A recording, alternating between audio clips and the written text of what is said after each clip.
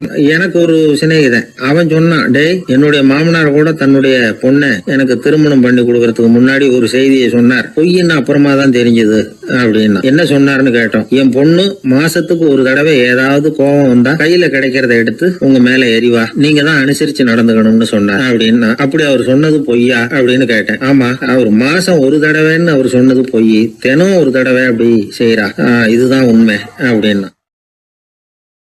ஒரு சீடன் அந்த காலத்துல அஹிம்சைக்கு மரியாதை அதிகமா இருந்தது. இந்த காலத்துல இம்சைக்கு அதிக மரியாதை. ஒரு பெரியவர் இருந்தார். உண்மையை பத்தியும் சத்தியத்தை பத்தியும் நிறைய உபதேசம் எல்லாம் பண்ணார். அது பிரகாரமே நடந்தார். அவர் பின்னாடி நிறைய கூட்டம்லாம் இருந்தது. சீடர்கள் அதிகமா இருந்தாங்க. அவர் கொள்கைக்கு மரியாதை இருந்தது. ஆனா காலப்போக்கில் அந்த மரியாதை குறைஞ்சு போச்சு. அவர் பின்னாடி போன கும்பலும் குறைஞ்சு போச்சு. இது ஏன்? இப்படி ஒரு கேள்வி கேட்டார் ஒருத்தர். அதுக்கு பதில் சொல்ல வந்தார் ஒருத்தர். அவரு ஒரு கதையை சொன்னார். சீக்கிய கதை. அதாவது மகான் குருநானக் உபதேசம் பண்ணிக்கிட்டு இருந்த காலம். அவர் பின்னாடி ஏகப்பட்ட கூட்டம் போற இடமெல்லாம் மக்கள் வெள்ளம் அவர் பின்னாடியே போயிட்டு இருந்ததுதான். அவர் எந்த ஊருக்கு போனாலும் எல்லாரும் பின்னாடியே போனாங்க. இந்த கூட்டத்தையும் அவங்க கிட்ட இருக்கிற ஆர்வத்தையும் போனார் ஒருத்தர். அவரு குருநானக்கோட நண்பர். அவர் நேரா போய் குருநானக்க பார்த்தார். ஆகா, உங்களுக்கு தான் எத்தனை ஆயிரம் சீடர்கள் அப்படின்னார். குருநானக் இதை கேட்டுட்டு லேசா சிரிச்சார். அவ்வளவுதான், பதில் எதுவும் சொல்லல. கொஞ்ச நாள் கழிச்சு குருநானக் ஒரு ஊரை விட்டுட்டு இன்னொரு ஊருக்கு புறப்பட்டார். ஆயிரக்கணக்கான ஜனங்கள் பின்னாடி போனாங்க. சும்மா போல, குரு மகாராஜுக்கு ஜே அப்படின்னு கோஷம் போட்டுக்கிட்டே போறாங்க. ஒரு சாலை ஓரமா போய்கிட்டே இருக்கிறாங்க. திடீர்னு ஒரு இடத்துல ஆகாசத்துல இருந்து செப்பு காசுகள் மழை மாதிரி கொட்டிச்சு. கோஷம் போட்டுக்கிட்டு வந்தவங்க எல்லாம் பாதி பேர் உடனே கரைஞ்சு ஓடினாங்க. அவங்களுக்கு கிடைச்ச செப்பு காசையெல்லாம் பொறுக்கிட்டு மடியில கட்டிக்கிட்டு சொல்லிக்காம கொள்ளாம நழுவி போயிட்டாங்க. அவர் இதையெல்லாம் கவனிக்காம தொடர்ந்து போயிட்டே இருக்கிறார். அடுத்த ஊருக்கு போனார். அங்க மறுபடியும் ஒரு பணமழை. போன தடவை செப்பு காசு கொட்டுச்சு, இந்த தடவை இங்க வெள்ளி காசா கொட்டுது. இப்போ இருந்த கூட்டத்துல பாதி பேர் கும்பல் அப்படியே கலைஞ்சு ஓடி போய் முடிஞ்ச அளவுக்கு அதை பொறுக்கிட்டு அப்படியே ஓடிட்டாங்க. குருநானக் தொடர்ந்து போறார். இன்னொரு ஊர்ல மறுபடியும் பணமழை. இந்த தடவை வெறும் தங்க காசா விழுது. இதை பார்த்ததும் மீதி இருந்த கும்பலும் கலைஞ்சு ஓடி போய் தங்க காசை அள்ளிக்கிட்டு அம்பேல் ஆயிட்டுது. குருநானக் திரும்பி பார்த்தார். கடைசியா எஞ்சி இருந்தது ஒரே ஒரு சீடர் தான். செப்பு காசு, வெள்ளி காசு, தங்க காசு எதையும் பொருட்படுத்தாம இவர் பின்னாடியே வந்துகிட்டு இருக்கிறார். நீதான்ப்பா என்னுடைய உண்மையான சீடன் அப்படின்னு சொல்லி அவரை வாழ்த்தி அவர்கிட்ட தன்னுடைய பணிகளை ஒப்படைச்சாராம் குருநானக். அவ்வளவுதான் அந்த கதை. அதை கேட்டதும் உண்மைக்கு ஏன் மரியாதை குறைஞ்சு போச்சுங்கிறது புரியுது. நல்லவங்க பின்னாடி போற கூட்டம் குறையறதுக்கு இதுதான் காரணம். காசு தான் முக்கியம்னு நினைக்கிறவங்க அதிகமாயிட்டாங்க இந்த காலத்துல. காசு முக்கியம்தான், இல்லைன்னு சொல்லல. ஆனா காசு நமக்கு அடிமையா இருக்கணும். வேலைக்கார மாதிரி இருந்து வேண்டியதை வாங்கி கொடுக்கணும். நாம காசுக்கு அடிமையாயிடக்கூடாது. அப்படி ஆகும் பொழுதுதான் விவகாரம் ஆரம்பம். இந்த காலத்து குரு ஒருத்தர், அவருக்கு பின்னாடி ஏகப்பட்ட சீடர்கள் இருந்தாங்க. ஒரு காலத்துல ஒவ்வொரு கட்டத்துல ஒவ்வொருத்தரா நழுவி போயிட்டாங்க. இப்ப மிஞ்சி இருக்கிறது ஒரே ஒரு சீடன் தான். ரொம்ப பவ்யமா கையை கட்டிட்டு அவர் முன்னாடி உட்காந்துருக்கிறான். கடைசியில நீ மட்டுமாவது இருக்கியப்பா, அது போதும், நீ தான் எனக்கு உண்மையான சீடன் அப்படின்னாராம் குரு. அதுக்கு அந்த சீடன் சொல்லியிருக்கான், அப்படி இல்லைங்க சுவாமி, நீங்க இப்போ உட்காந்துக்கிட்டு இருக்கிற பீடத்துக்கு அடியில பெட்டியில பணம் வச்சிருக்கிறீங்க, அது எனக்கு தெரியும். அதனால நீங்க எப்போ எழுந்திரிச்சு அந்த பக்கம் போவீங்கன்னு பாத்துக்கிட்டு இருக்கிறேன் அப்படின்னா விழுந்தது.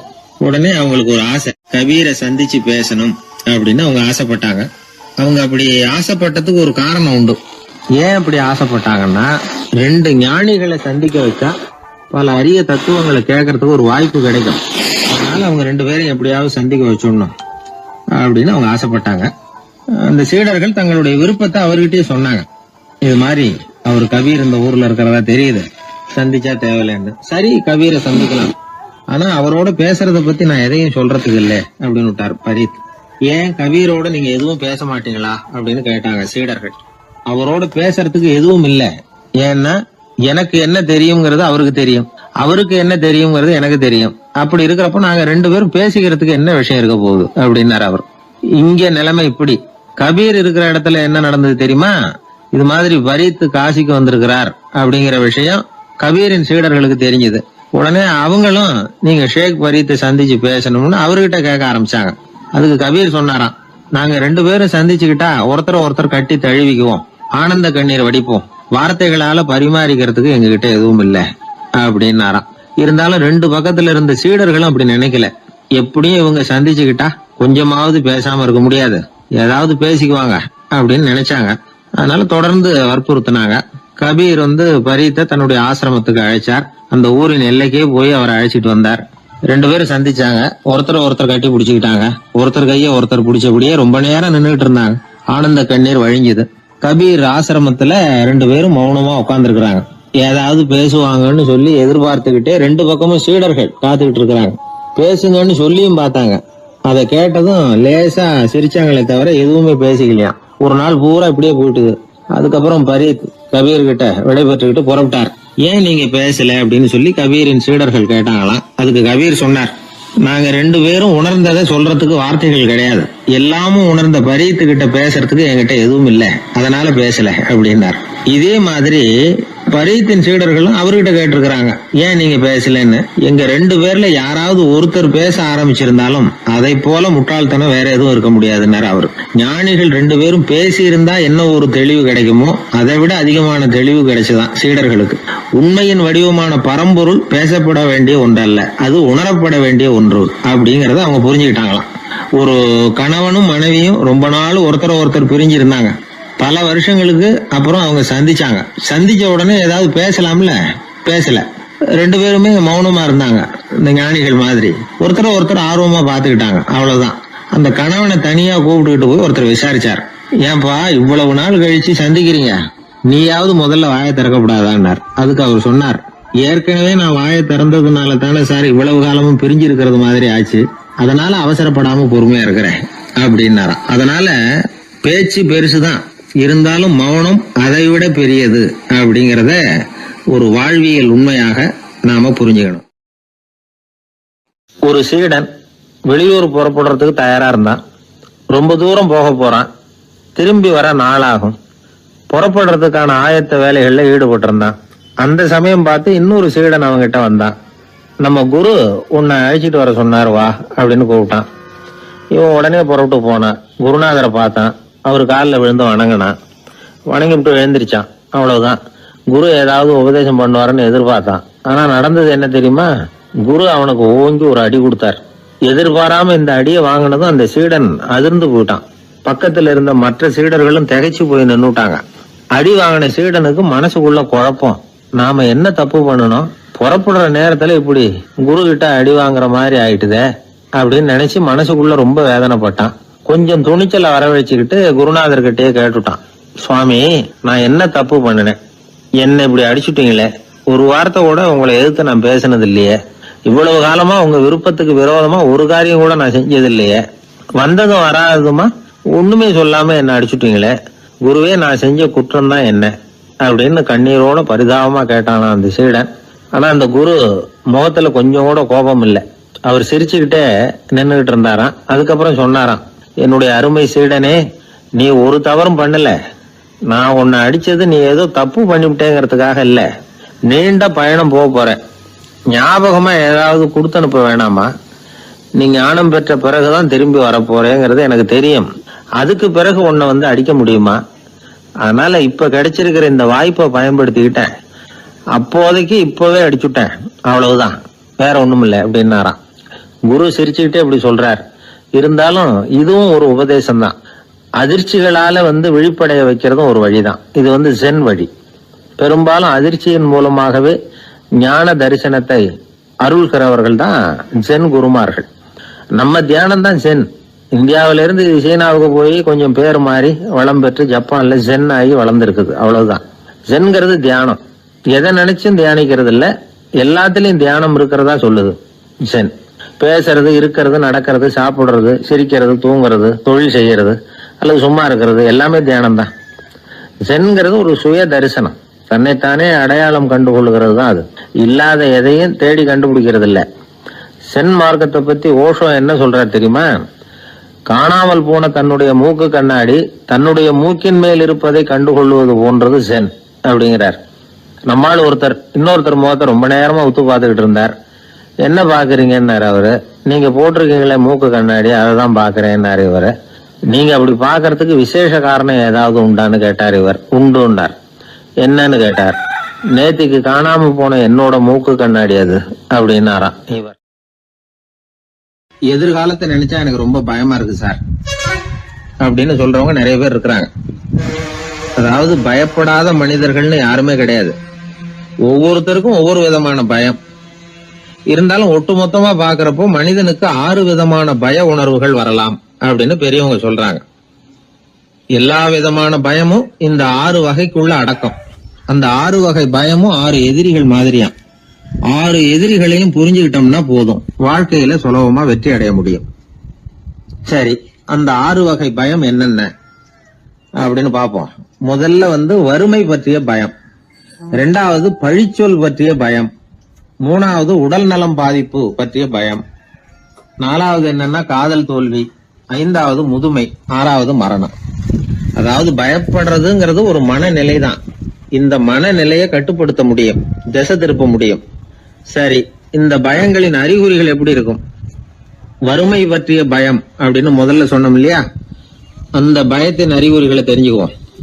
எதுலேயும் அக்கறை இல்லாம இருக்கிறது, ஒரு குறிக்கோள் இல்லாம இருக்கிறது, வறுமையை சகிச்சுக்கிறது, வாழ்க்கையில கிடைக்கிறது எதுவா இருந்தாலும் ஆட்சேபனை இல்லாமல் ஏத்துக்கிறது, மனசாலும் உடம்பாலும் சோர்ந்து போயிருக்கிறது, ஆர்வம், முனைப்பு, கற்பனை திறன் எதுவுமே இல்லாம இருக்கிறது. இதெல்லாம் தான் அந்த வறுமை பற்றிய பயத்தின் அறிகுறிகள். அடுத்தது ஒண்ணு பார்த்தோமே, பழிச்சொல் பற்றிய பயம். அதாவது அடுத்தவங்க நம்மளை குறை சொல்லி விடுவாங்களோ அப்படிங்கிற பயம். இதுக்கு அறிகுறி என்ன தெரியுமா? புதியவர்களை சந்திக்கிறதுக்கு பயப்படுறது, முடிவு எடுக்க முடியாம குழம்புறது, பிரச்சனைகளை தவிர்க்க விரும்புறது, தாழ்வு மனப்பான்மை, வரவுக்கு மீறி செலவு செஞ்சு இமேஜ உயர்த்திக்கிறது, குறிக்கோள் இல்லாத வாழ்க்கை. இதெல்லாம் தான் அதுக்கு அறிகுறிகள். 3வது பயம் உடல் நலம் பாதிப்பு பற்றிய பயம், அதாவது நோய் பற்றிய பயம். ஒரு உண்மை என்ன தெரியுமா? டாக்டரை சந்திக்கிற மனிதர்கள்ல 75% பேர் தங்களுக்கு நோய் வந்துட்டுதுங்கிற கற்பனையில இருக்கிறவங்களாம். நிஜமாவே நோய் கிடையாது அவங்களுக்கு. இந்த பயத்தின் அறிகுறிகள் என்னன்னா, வியாதிக்கான அறிகுறிகள் தன்னிடம் இருக்கிறதாக நினைச்சுக்கிறது, எந்த நேரமும் வியாதியை பத்தியே பேசி பேசி மனசை அங்கேயே வச்சிருக்கிறது, நோய் சம்பந்தமான செய்திகளை படிச்சு நமக்கு இப்படி ஆயிடுமோ அப்படின்னு வேதனைப்படுறது. இதெல்லாம் தான் அதுக்கு அறிகுறிகள். 4வது பயம் காதல் தோல்வி.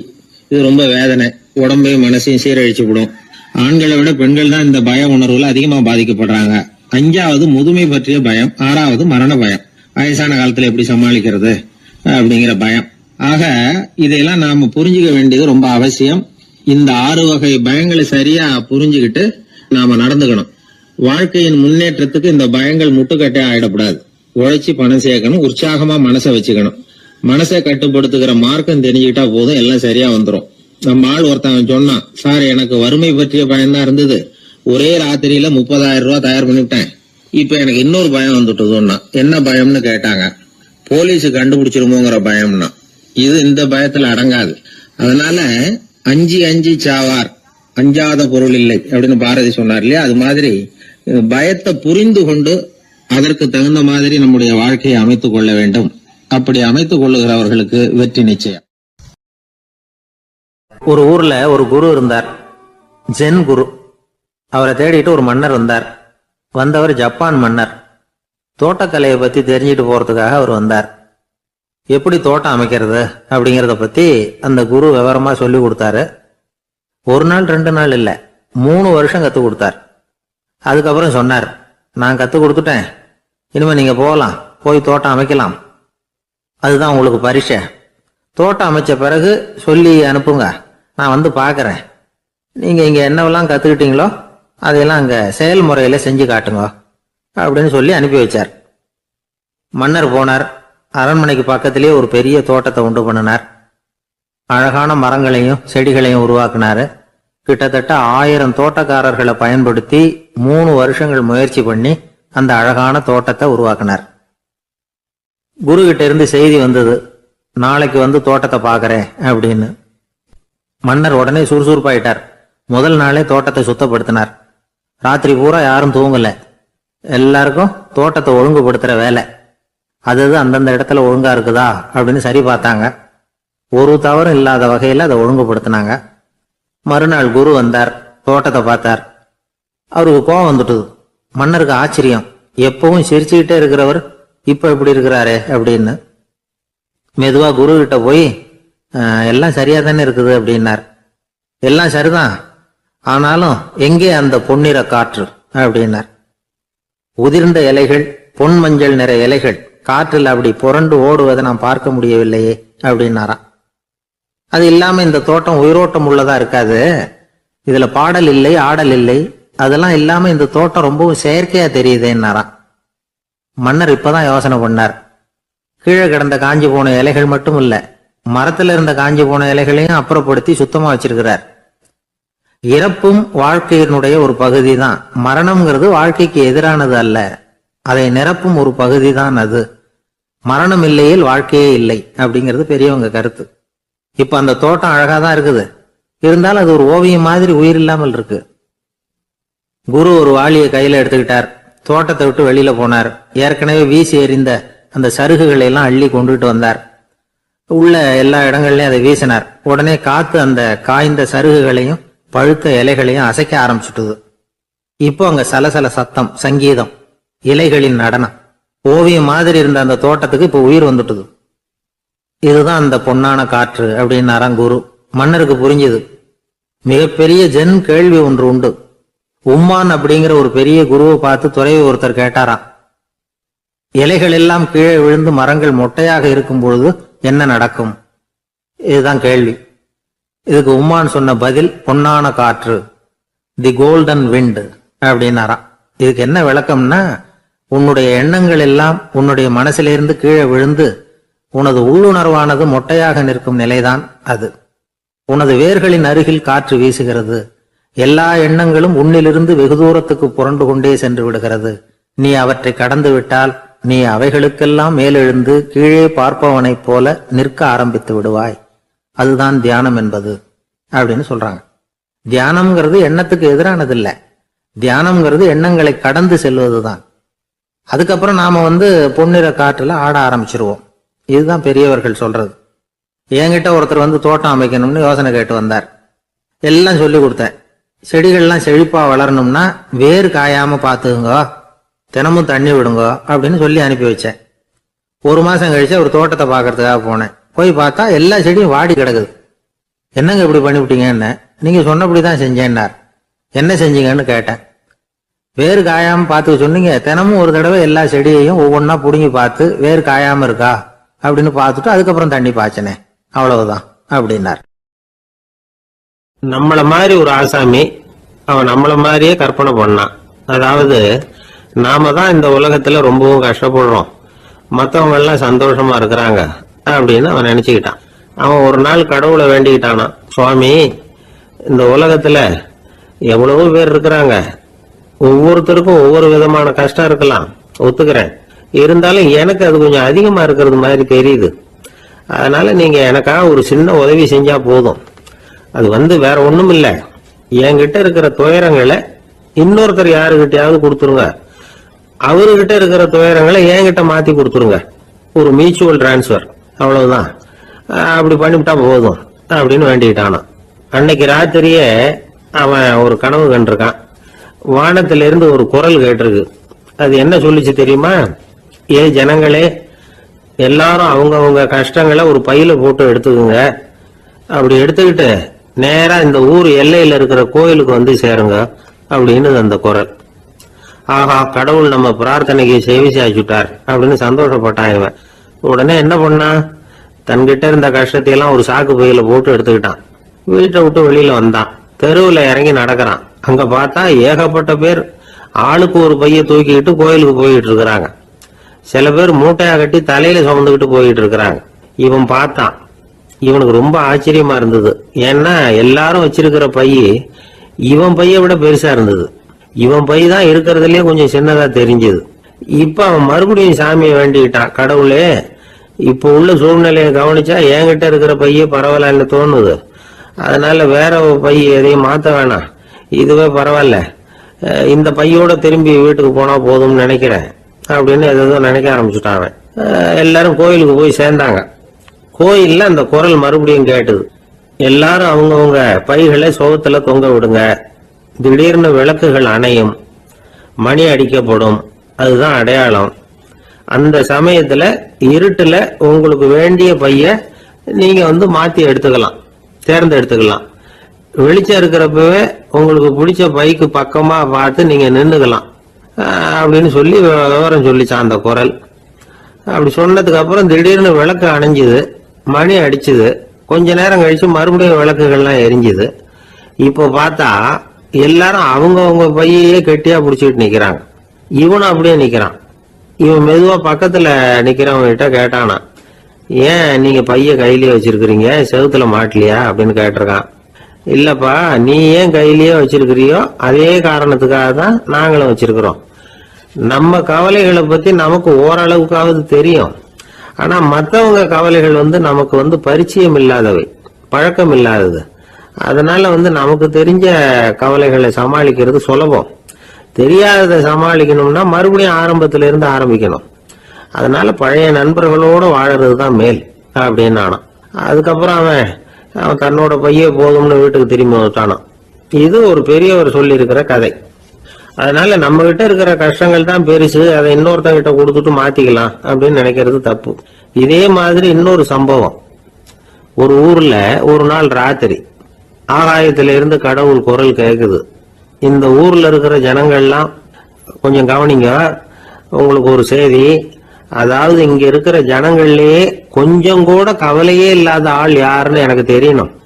அதனால எல்லாரும் அவங்க கவலைகளை ஒரு பையில போட்டு எடுத்துக்கிட்டு கோயிலுக்கு வாங்க அப்படின்னாரு கடவுள். உடனே வரிசையா எல்லாரும் வர ஆரம்பிச்சாங்க. எல்லார் கையிலயும் பை இருந்தது, சின்னதும் பெருசுமா. கவலையே இல்லாத ஆள் யாருன்னு தேடினார் கடவுள்.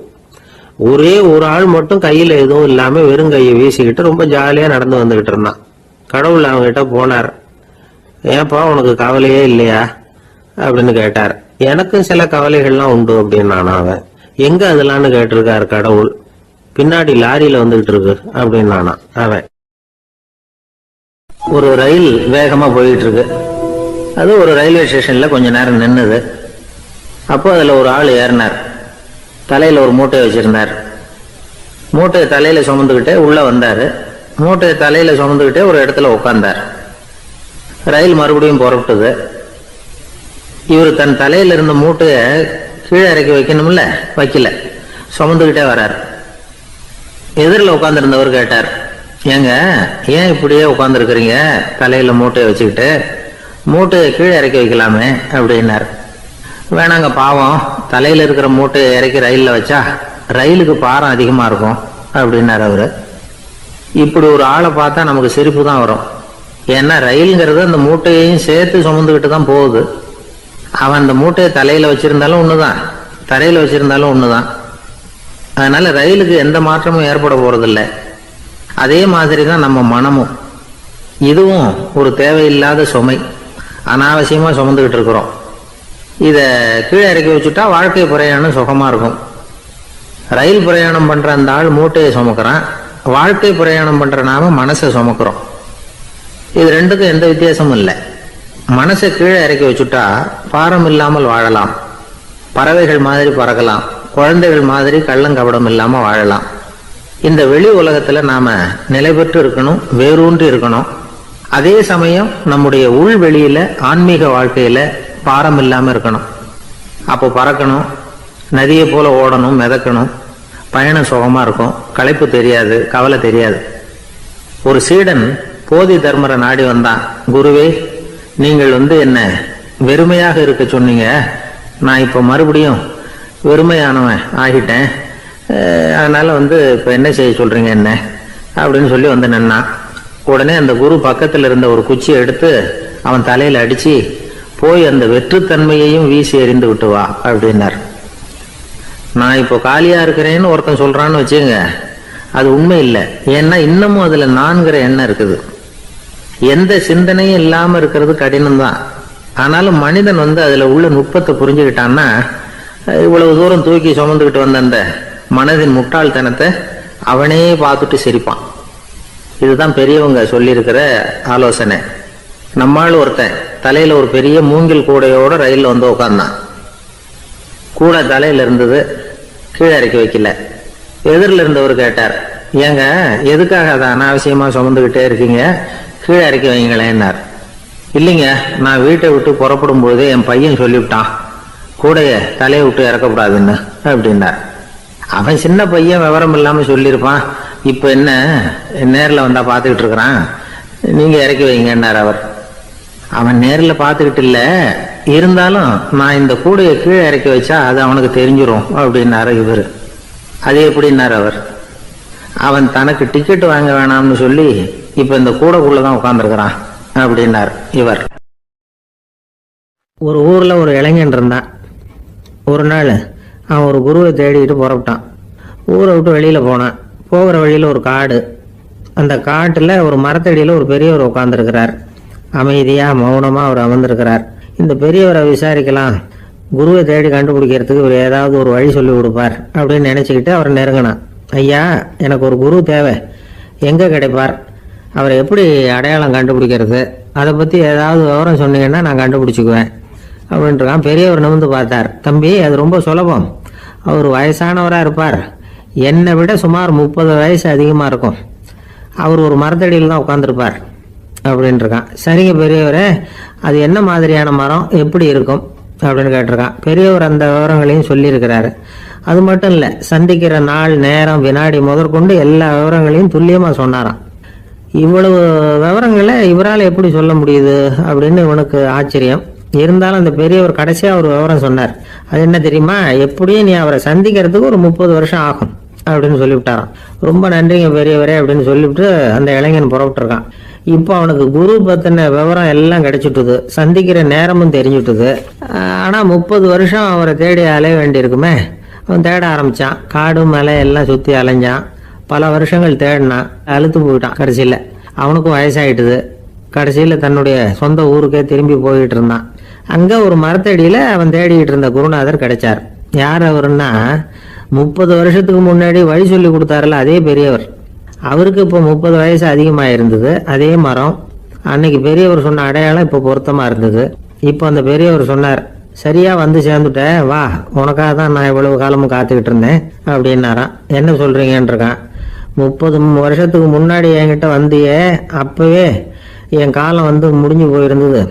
அப்பவே என்ன உனக்கு அடையாளம் தெரியல, அதனால இவ்வளவு காலம் உனக்காக காத்துட்டு இருக்கும்படி ஆயிட்டுது அப்படின்னாராம். ஐயா, அப்பவே நீங்க சொல்லியிருக்கலாமே, இதுதான் 30 வருஷம் கழிச்சு நீ சந்திக்க போற இடம், நான் தான் உன்னுடைய குரு அப்படின்னு சொல்லியிருக்கலாமே அப்படின்னு இருக்கான்.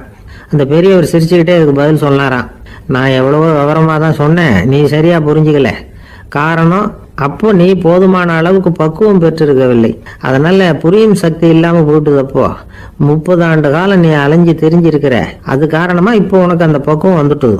அதனாலதான் அடையாளம் காண முடிஞ்சது, நானே உன்னுடைய குரு அப்படின்னாராம். இதுல இருந்து என்ன தெரியுதுன்னா, ஆன்மீகத்துல மாணவனாக சேர்றதுக்கு கூட ஒரு பக்குவத்தன்மை தேவைப்படுது.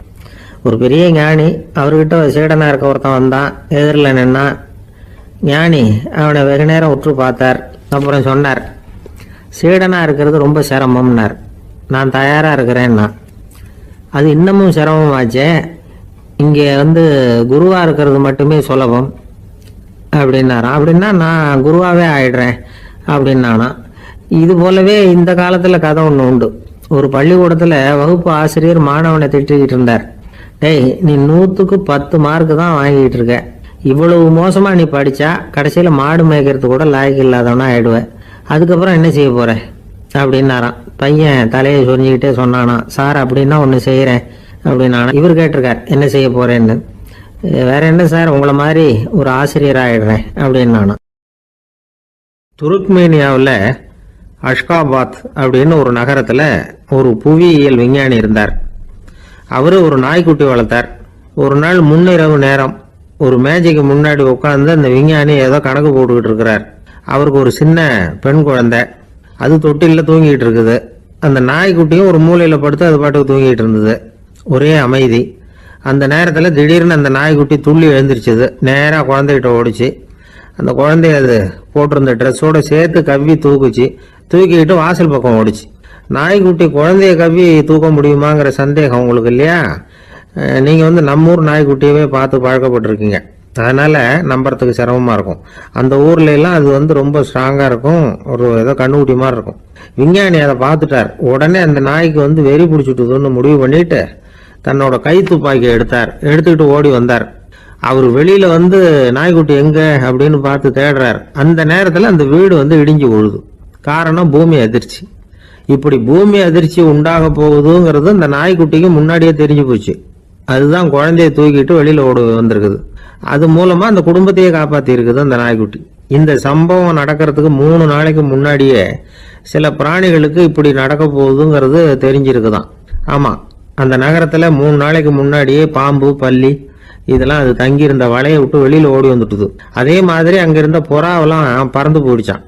இதே மாதிரி யுகோஸ்லோவியாவில் கூட ஒரு நகரம், அங்க ஒரு நாள் ராத்திரி ஒரு மிருக காட்சி சாலையில திடீர்னு ஒரு பெரிய கலவரம், கூச்சல், குழப்பம். அங்க இருந்த கழுதை, புலி, யானை, பறவை எல்லாம் கண்ணாபின்னான்னு கத்த ஆரம்பிச்சுட்டுது. நீர் யானை அதுக்குன்னு போட்டிருந்த தடுப்பையே தாண்டி குதிச்சு வெளியில வந்துட்டுதான். மறுநாள் தான் எல்லாருக்கும் விஷயம் புரிஞ்சுது. அடுத்த நாள் காலையில அங்க பூமி அதிர்ச்சி உண்டாயிட்டுது. இப்ப பாருங்க, அதாவது மனுஷனை போய் தீர்க்க தரிசி அது இதுன்னு சொல்லிட்டு இருக்கிறோம். இவனை விட அது பரவாயில்லைன்னு தோணுது. அதாவது மிருகங்கள் ஒண்ணு நடக்க போகுதுங்கிறத முன்னாடியே புரிஞ்சுக்குதே. சரி, இதெல்லாம் எப்படி அது முன்கூட்டி புரிஞ்சுக்குது? அதுதான் படைப்பு ரகசியம். அதை கண்டுபிடிக்கிறதுக்கு தான் மனுஷன் வந்து ஆராய்ச்சி பண்ணிட்டு இருக்கிறான். விஞ்ஞானிகளோட ஆராய்ச்சியெல்லாம் ஒரு பக்கம் இருக்கட்டும், வீட்டுக்குள்ளேயே சில ஆராய்ச்சி பண்ணி பாருங்களேன். இப்ப சில யோசனை சொல்லி அதை சோதனை பண்ணி பாருங்க அப்படின்னு ஒருத்தர் சொன்னாராம். அதாவது இப்ப மழை வருமா வராதா அப்படின்னு தெரிஞ்சுக்கணுமா, உடனே ஒரு பூனைக்குட்டி பின்னாடியே மெதுவா போய் அது என்ன செய்யுதுன்னு கவனிச்சு பார்க்கணும். பூனைக்குட்டி தன்னோட பாதத்தினால சுகத்துல வந்து அப்படி கீறிக்கிட்டு இருக்கும். அப்படி கீறினா கண்டிப்பா மழை வரும். சில சமயம் பூனைக்குட்டி அப்படி மல்லாந்து படுத்துக்கிட்டு பாதத்தை உயர தூக்கும், அப்படியும் எப்படியும் புரளும். இப்படி செஞ்சதுன்னா அன்னைக்கும் மழை இருக்காது. அதனால முன்னாடி இருந்தது மழை வர்றதுக்கு அறிகுறி, இது மழை இல்லைங்கிறதுக்கு அறிகுறி. பறவைகள், பிராணிகள் இதுகளோட நடவடிக்கைகளை பார்த்துட்டு அதையெல்லாம் அடிப்படையாக வச்சுதான் காலநிலையை கண்டுபிடிக்கிற கருவிகளை கண்டுபிடிச்சிருக்கிறாங்க. வாத்து இருக்குல்ல, சில சமயம் தன்னோட அழகை தன்னோட இறகுகள்ல அப்படியே புதைச்சிக்கும். அப்படி செஞ்சா குளிர்காலம் வரப்போகுதுன்னு அர்த்தம். பருவநிலை குளிரா மாறப்போகுதுங்கிறதுக்கு இதுதான் அறிகுறி. சிட்டுக்குருவி இருக்குதுல்ல, அதெல்லாம் புழுதியில உழுந்து புரளும், சிறகுகளை வந்து படபடன்னு அடிச்சுக்கும். அப்படி செஞ்சா மழை வரப்போகுதுன்னு அர்த்தம். ஒண்ணு மட்டும் நாம நல்லா தெரிஞ்சுக்கணும், இயற்கையின் சீற்றம்னு சொல்றோம் இல்லையா, இயற்கை ஏன் நம்ம மேல கோவப்படுது? இயற்கையை நாம அனுசரிச்சு போறதில்ல, அதனால கோவப்படுது. காடுகளை அழிக்கப்படாது, விலங்குகளை கொல்லப்படாது, இயற்கை ஏற்படுத்தி வச்சிருக்கிற சமநிலையை கெடுக்கப்படாது. அதை புரிஞ்சுக்கிட்டு வாழ்ந்தோம்னா பூமியும் நடுங்காது, நாமளும் நடுங்க வேண்டிய அவசியம் இருக்காது. ஒருத்தர் இருந்தார், சாராய கடைக்கு போனாராம், நிறைய சாப்பிட்டார்.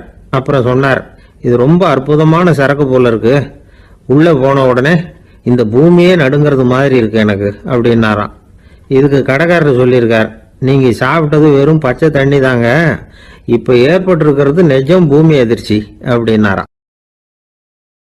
ஒருத்தர் ரொம்ப அவசரமா போயிட்டு இருந்தார். எங்க சார் போறீங்கன்னு கேட்டோம்.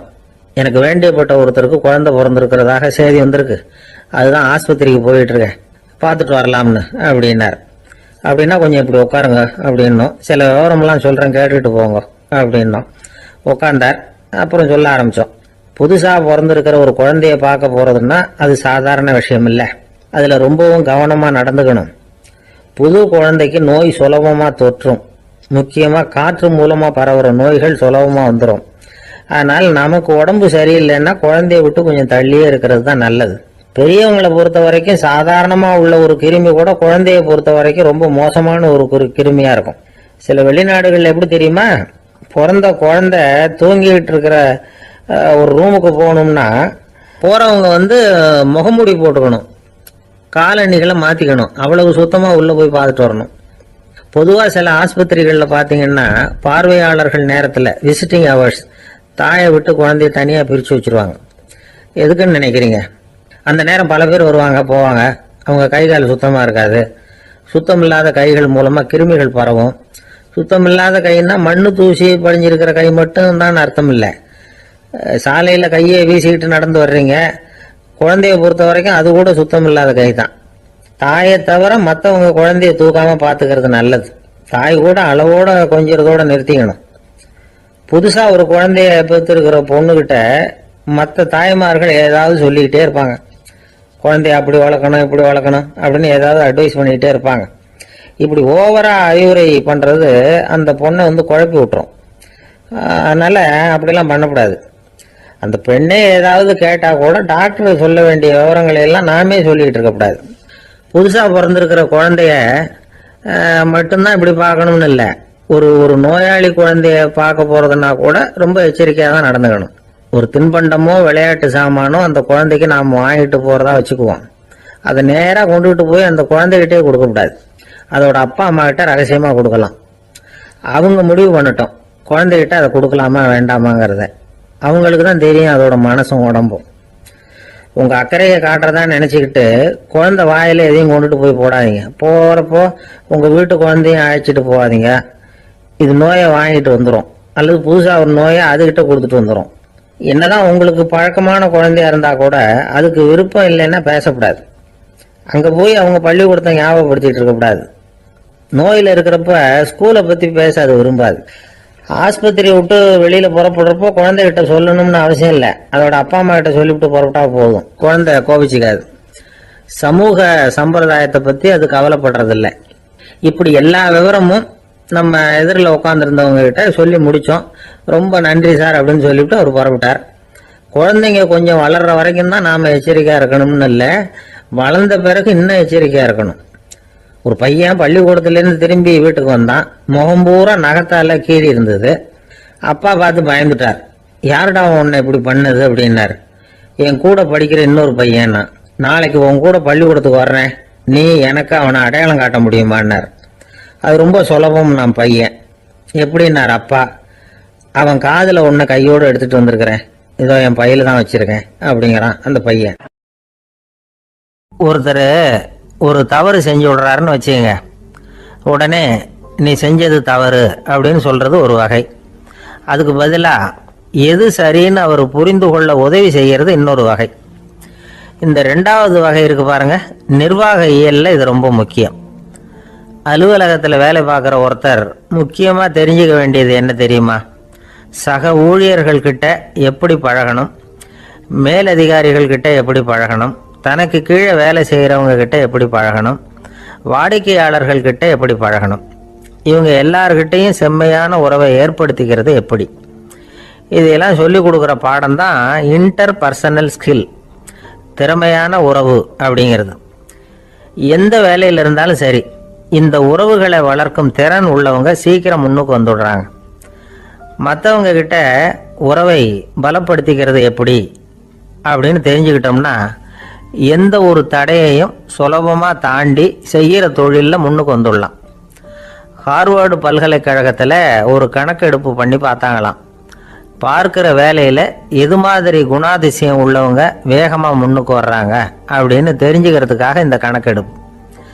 வெவ்வேறு துறையில் வேகமாக முன்னுக்கு வந்திருக்கிற பல பேரை சந்தித்து இந்த சர்வேயை நடத்தியிருக்கிறாங்க. அவங்க கண்டுபிடிச்சி சொல்லியிருக்கிற உண்மை என்ன தெரியுமா?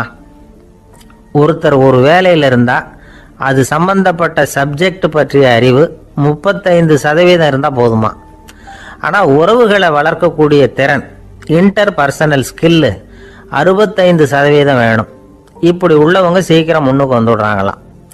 அதனால் ஒருத்தருக்கு வேலை சரியாக புரியலைன்னா கூட விவரமாக மற்றவங்க கிட்ட பழகிறது எப்படின்னு புரிஞ்சால் போதும், அவர் முன்னுக்கு வந்துடலாம். அலுவலகங்களில் மட்டும் இல்லை, எல்லா இடங்கள்லையும் இது ரொம்ப முக்கியம். வீட்டுக்குள்ளேயும் இது ரொம்ப முக்கியம், வீட்டுக்கு வெளியேயும் இது முக்கியம். அடுத்தவங்க கிட்ட பழகிறது எப்படிங்கிறத தெரிஞ்சுக்காதவன் வாழ்க்கையில் முன்னேற முடியாது. இன்னைக்கு ஆயுதங்களால் காயப்படுத்தி கொள்ளுகிறவர்களை விட வார்த்தைகளால் காயப்படுத்தி கொள்ளுகிறவர்கள் தான் அதிகம். பெரியவங்க என்ன சொல்கிறாங்க தெரியுமா? நீங்கள் இந்த பூமியில் பிறந்ததன் அர்த்தம் பூர்த்தி ஆகணும்னா அடுத்தவங்களுக்கு உதவி பண்ணுங்க. அடுத்தவங்களுக்கு உதவி செய்ய முடியாவிட்டால் கூட பரவாயில்லை, ஆனால் யாரையும் புண்படுத்தி விடாதீங்க அப்படின்னு சொல்கிறாங்க. எனக்கு தெரிஞ்ச ஒருத்தர் ஒரு அலுவலகத்தில் வேலை பார்க்குறார். அவர் சொல்லுவார், எனக்கு இந்த இன்டர் பர்சனல் ஸ்கில் ரொம்ப அதிகம் சார். சக ஊழியர்கள்கிட்ட ரொம்ப சுமூகமாக நடந்துக்குவேன். என் கூட வேலை பார்க்குற ஒருத்தருக்கு ஏதாவது ஒரு கஷ்டம்னா அந்த சமயத்தில் அவர் செய்ய வேண்டிய வேலையை நான் செஞ்சிருவேன் சார் அப்படிம்பார். நான் அவர்கிட்ட சமீபத்தில் அப்படி ஏதாவது செஞ்சுருக்கீங்களா அப்படின்னு கேட்டேன். செஞ்சுருக்கேன் சார். போன வாரம் புதன்கிழமை ஆஃபீஸில் என் பக்கத்து சீட்டுக்காரருக்கு வயிற்று வலி. உடனே நான் மெடிக்கல் லீவ் போட்டுவிட்டு எங்கள் வீட்டுக்கு போயிட்டேன் சார் அப்படின்னார். ஒரு பல்கலைக்கழகம், அங்கே ஒரு இலக்கிய பேராசிரியர், அவர் பாடம் நடத்திக்கிட்டு இருந்தார். ராபர்ட் ப்ரௌனிங் எழுதிய கவிதைகளை பற்றி சொல்லிகிட்டு இருக்கிறார். மாணவர்களும் ரொம்ப அக்கறையாக அதை கேட்டுக்கிட்டு இருக்கிறாங்க. ஒரு குறிப்பிட்ட கவிதையை பற்றி சொல்லும்பொழுது அந்த பேராசிரியருக்கே ஒரு சந்தேகம். அதாவது அந்த கவிதையின் சரியான அர்த்தம் என்னங்கிறதுல சந்தேகம். பேராசிரியர் யோசனை பண்ணார். அந்த கவிதையை முழுசா புரிஞ்சுக்க முடியல. அதனால மாணவர்களை பார்த்து சொன்னார், மாணவர்களே ஒரு நாள் பொறுத்துங்க, இந்த கவிதையை எழுதின கவிஞர் எங்க வீட்டுக்கு பக்கத்துல தான் இருக்கிறாரு. இன்னைக்கு சாயந்தரம் நான் அவரை நேரிலேயே போய் பார்க்கறேன், பார்த்து இதுக்கு என்னங்க அர்த்தம்னு கேட்டுட்டு வந்துடுறேன், அதுக்கப்புறம் உங்ககிட்ட சொல்றேன் அப்படின்னாராம். அன்னைக்கு சாயந்தரமே அந்த பேராசிரியர் கவிஞரை தேடிட்டு போயிட்டார். கவிஞர் அவங்க வீட்டுல அவர் பாட்டு உட்காந்துருந்தாராம். இவர் போய் அவர் முன்னாடி உட்கார்ந்தார். அப்புறம் கேட்டார், ஐயா அந்த கவிதையின் முழு பொருள் என்னன்னு தெரிஞ்சுட்டு போறதுக்காக வந்திருக்கிறேன் அப்படின்னாராம். எந்த கவிதை அப்படின்னாராம் அவரு. இவர் அந்த கவிதையை சொல்லியிருக்கார். கவிஞர் கொஞ்சம் யோசனை பண்ணிவிட்டு அப்புறம் சொன்னாராம், பேராசிரியரே நீங்க கொஞ்சம் தாமதமா வந்துட்டீங்கன்னாராம். இவருக்கு ஒன்றும் புரியல. நீங்க என்ன சொல்றீங்க, நான் தாமதமா வந்துட்டேன்னா? நீங்க தான் உயிரோடு இருக்கிறீங்களே, அப்படி இருக்கும்போது நான் தாமதமா வந்துட்டேன்னா அது எப்படி அப்படின்னு இவர் குழம்பி இருக்கிறார். இப்ப கவிஞர் சொன்னாராம், ஐயா நான் உயிரோட இருக்கிறேன்னா இல்லையாங்கிறது முக்கியம் இல்லை, நான் அந்த கவிதை வரிகளை எழுதினப்போ 2 பேருக்கு அதோட அர்த்தம் தெரிஞ்சிருந்தது, இப்போ ஒரே ஒருத்தருக்கு தான் அதோட அர்த்தம் தெரியும் அப்படின்னாராம். பேராசிரியர் யோசனை பண்ணியிருக்கார். அப்படின்னா அந்த ஒருத்தர் கவிஞர் ராபர்ட் பிரவுனிங்கை தவிர வேற யாரா இருக்க முடியும்? இவர் தான் அப்படிங்கிறத அவர் மனசுல நினைச்சுக்கிட்டார். அதனால சொன்னார், ஐயா நான் தாமதமா வரல, அந்த கவிதையின் பொருள் என்ன அது சொல்லுங்கன்னார். பேராசிரியரே நான் சொல்றது உங்களுக்கு புரியலன்னு நினைக்கிறேன். நான் இந்த வரிகளை எழுதினப்போ 2 பேருக்கு அதோட அர்த்தம் தெரிஞ்சிருந்தது. அந்த 2 பேர் யாருன்னா, ஒருத்தர் ராபர்ட் பிரவுனிங், அதாவது நான், இன்னொருத்தர் கடவுள். இப்போ அது கடவுளுக்கு மட்டும்தான் தெரியும். நானே இதை பத்தி பல தடவை யோசனை பண்ணி பார்த்தேன். இது ரொம்ப அழகானது, ஆனாலும் ரொம்ப வழுக்கலானது. அதை பிடிச்சிட்டோம்னு நினைச்சிட்டு இருக்கும் பொழுதே காத்து மாதிரி அது உங்ககிட்ட இருந்து ஓடி போயிடுது. எனக்கு ரொம்ப வருத்தமா தான் இருக்குது. நிச்சயமா நான் தான் இந்த வரிகளை எழுதியிருக்கிறேன், அதுல அர்த்தம் இருக்குங்கிறது எனக்கு தெரியும், அதை நான் உணர்றேன். ஆனா நீங்க என்ன மன்னிக்கணும், எனக்கே கூட அதை என்னால விளக்க முடியல. அப்படி இருக்கும்போது உங்களுக்கு எப்படி அதை நான் விளக்க முடியும் அப்படின்னு அந்த கவிஞர். அனுபவிக்கப்படக்கூடிய எல்லாமே விளக்கப்படக்கூடிய ஒன்றல்ல, விளக்கப்படும் எல்லாமே அனுபவிக்கப்படக்கூடிய ஒன்றல்ல அப்படிங்கிறது ஞானிகளுடைய கருத்து. அதுக்காக தான் அந்த சம்பவம். வாழ்க்கையில நீங்கள் தொடர்ந்து ஆய்வு செய்து கொண்டே இருக்கக்கூடிய விளக்கங்களை ஒருபோதும் அடைய முடியாத பரிமாணங்கள் இருக்கிறதுனாலதான் அது அலுப்பு தட்டாம இருக்குது. உங்களால நிறைய அனுபவிக்க முடியும், இருந்தாலும் நீங்கள் அனுபவித்து அறிந்த விஷயங்கள் கூட வார்த்தைகளால விளக்கப்பட முடிவதில்லை அப்படிங்கிறது பெரிய ஒரு சிந்தனை. இதெல்லாம் ஒரு பக்கம் இருக்கட்டும். நமக்கு தெரிஞ்ச பேராசிரியர் ஒருத்தர் 1 மணி நேரம் ரொம்ப விவரமா வகுப்பு எடுத்தார். கடைசியா சொன்னார், மாணவர்களே ரொம்பவும் எளிமையா விளக்கமா எல்லா விவரமும் சொல்லியிருக்கிறேன், அதனால இதுல உங்களுக்கு சந்தேகம் வர்றதுக்கு வாய்ப்பே இல்லை, இருந்தாலும் கேட்க வேண்டிய கடமை கேட்கிறேன். இது வரைக்கும் நடத்தினதுல யாருக்காவது ஏதாவது சந்தேகம் உண்டா அப்படின்னு கேட்டாராம். எனக்கு ஒரே ஒரு சந்தேகம் தான் சார் அப்படின்னு எழுந்திரிச்சு நிக்கிறான் ஒருத்தன். என்னன்னு கேட்டாராம். இது வரைக்கும் நீங்க என்ன பாடம் சார் நடத்துனீங்க அப்படின்னானா அவன். ஒரு ஊர்ல ஒரு துறவி இருந்தார், புத்த சமய துறவி. அந்த ஊர் மன்னன் அவரை பத்தி கேள்விப்பட்டிருக்கான். ஒரு நாள் புறப்பட்டு போனான், துறவியின் பாதங்களை தொட்டு வணங்கினான். அதுக்கப்புறம் சொன்னான், ஐயா நான் உங்களை அரண்மனைக்கு அழைச்சிட்டு போறதுக்காக வந்திருக்கிறேன், இனிமே நீங்க இங்க எதுக்கு இருக்கணும் அப்படின்னானா. அவன் மனசுக்குள்ள என்ன நினைப்புன்னா, இவர் எங்க வர போறாரு, நான் ரொம்ப எளிமையானவன், எனக்கு எதுக்கு அரண்மனை வாசம்னு சொல்லி விடுவார் அப்படின்னு நினைச்சிருக்கான். ஆனா அந்த துறவி என்ன பண்ணார் தெரியுமா, அப்படியா சரி போகலாம் வா, போய் உன் ரதத்தை கொண்டுட்டு வா, அரண்மனைக்கு போகும்பொழுது அதுக்கு தகுந்த மாதிரி ஆடம்பரமா போகணும் அப்படின்னு விட்டாரான். துறவி இப்படி சொன்னதும் அந்த மன்னனுக்கு மனசுக்குள்ள சந்தேகம் வந்துட்டுது. இவர் உண்மையிலேயே துறவி தானா, ஏமாத்து பேர் வழி மாதிரி தெரியுதே அப்படின்னு நினைச்சிருக்கான். இருந்தாலும் இனிமே என்ன பண்றது, சொல்லியாச்சு. ரதத்தை கொண்டுட்டு வந்தான். துறவி ஏறி உட்கார்ந்தார். பக்கத்துல ராஜா, அவரு ரொம்ப உற்சாகமா வரார். இவன் ரொம்ப சோர்ந்து போய் வரான். துறவி மரத்தடியிலேயே வாழ்ந்து பழக்கப்பட்டவர், அரண்மனையில எளிமையா ஒரு இடத்துல உட்காந்துக்குவார் அப்படின்னு நினைச்சான். ஆனா அப்படி இல்லை. அரண்மனைக்கு வந்த உடனே அந்த துறவி அதை கொண்டுட்டு வா இதை கொண்டுட்டு வான்னு சொல்லி உத்தரவு போட ஆரம்பிச்சுட்டார். அரண்மனையில இருந்தா அரசன மாதிரி இருக்கணும் அப்படிங்கிறார். ராத்திரி பூரா சௌரியமா தூங்கினார். பகல்ல அரண்மனை தோட்டத்துல உலாவ வேண்டியது, நீச்சல் குளத்துல குளிக்க வேண்டியது, இப்படியே பொழுது போக்கிட்டு இருக்கிறார். அந்த அரண்மனையில துறவி மகிழ்ச்சியா இருக்கிறார். மன்னனால அப்படி இருக்க முடியல. அவருக்கு எந்த கவலையும் இல்லை, இவனுக்கு அரசாங்க கவலைகள். துறவி அப்படி இருக்கிறத இவனால தாங்கிக்க முடியல. ஒரு நாள் அவர்கிட்டயே போய், நான் உங்ககிட்ட கொஞ்சம் பேசணும் நானா துறவி பார்த்தார். நான் இந்த அரண்மனைக்கு வரும்பொழுதே நீ என்னமோ என்கிட்ட கேட்கணும்னு நினைச்ச. ஏன் காலதாமதம்? நீ அனாவசியமா உன்னையே தொந்தரவு பண்ணிட்டு இருக்கிற. நீ கவலையா இருக்கேங்கிறது எனக்கு புரியுது. நான் மரத்தடியில் இருந்தப்போ கூட என்னை அடிக்கடி வந்து சந்திச்சுக்கிட்டு இருப்ப. ஏதாவது விளக்கம் கேட்கறது உண்டு. இங்க வந்த பிறகு என்னை சந்திக்கிறது கூட அபூர்வமா போயிட்டுது. நீ இப்போ என்ன கேட்க போறேங்கிறது எனக்கு தெரியும். இருந்தாலும் கேள் அப்படின்னாராம். வேற ஒண்ணும் இல்லைங்க. இப்போ உங்களுக்கும் எனக்கு என்ன வித்தியாசம்? 2 பேரும் அரண்மனையில தான் இருக்கிறோம். நீங்க மகிழ்ச்சியா இருக்கிறீங்க, நான் அப்படி இருக்க முடியல. இவ்வளவுக்கும் நீங்க முன்னாடி இருந்தது மாதிரி இல்லை. தினமும் தங்க தேர் கேட்குறீங்க, உயர்தரமான ஆடைகள் அணியிறீங்க, சுவையான சாப்பாடு. இப்படி இருக்கிறப்போ உங்களுக்கு எனக்கு என்ன வித்தியாசம்? இதுதான் மன்னனுடைய கேள்வி. இதுக்கு பதில் சொல்றேன், என் கூட புறப்பட்டு வா, இந்த நகரத்துக்கு வெளியில போவோம் அப்படின்னு சொல்லி அரசனை கூப்பிட்டுக்கிட்டு ஊர் எல்லைக்கு வந்து சேர்ந்தார் துறவி. அங்க போய் சொன்னார், இதை பாருப்பா, இந்த இடத்த தான் தேடிட்டு இருந்தேன். இனிமே நான் வந்து திரும்பி வர போறதில்ல. நீ என்னோட வர்றியா திரும்பி போறியா அப்படின்னார். நான் எப்படிங்க உங்க கூட வர முடியும்? என்னுடைய நாடு, என்னுடைய சொத்துக்கள், மனைவி, மக்கள் எல்லாத்தையும் விட்டுட்டு எப்படிங்க வர்றதுன்னா. இப்ப அந்த துறவி சொன்னார், இப்ப வித்தியாசத்தை தெரிஞ்சுக்கிட்டியா? நான் அரண்மனையில் இருந்தேன், எல்லா வித பொருள்களும் உடையவனா இருந்தேன். ஆனா எதையும் சொந்தம் கொண்டாடுறவனா இருக்கல. ஆனா நீ அப்படி இல்லை, எல்லாத்தையும் சொந்தம் கொண்டாடிட்டு இருக்கிற. இதுதான் நமக்குள்ள வித்தியாசம் அப்படின்னு சொன்னார். அரண்மனை ஆடைகளை அப்படியே களைஞ்சார், அரசங்கிட்ட கொடுத்தார். உன்னுடைய ஆடைகளை நீயே வச்சுக்கோன்னார். அவர் பாட்டுக்கு நடந்து போனார், திரும்பியே பார்க்கல. அரசனுக்கு அப்பதான் தன்னுடைய அறியாமை விளங்குச்சான்.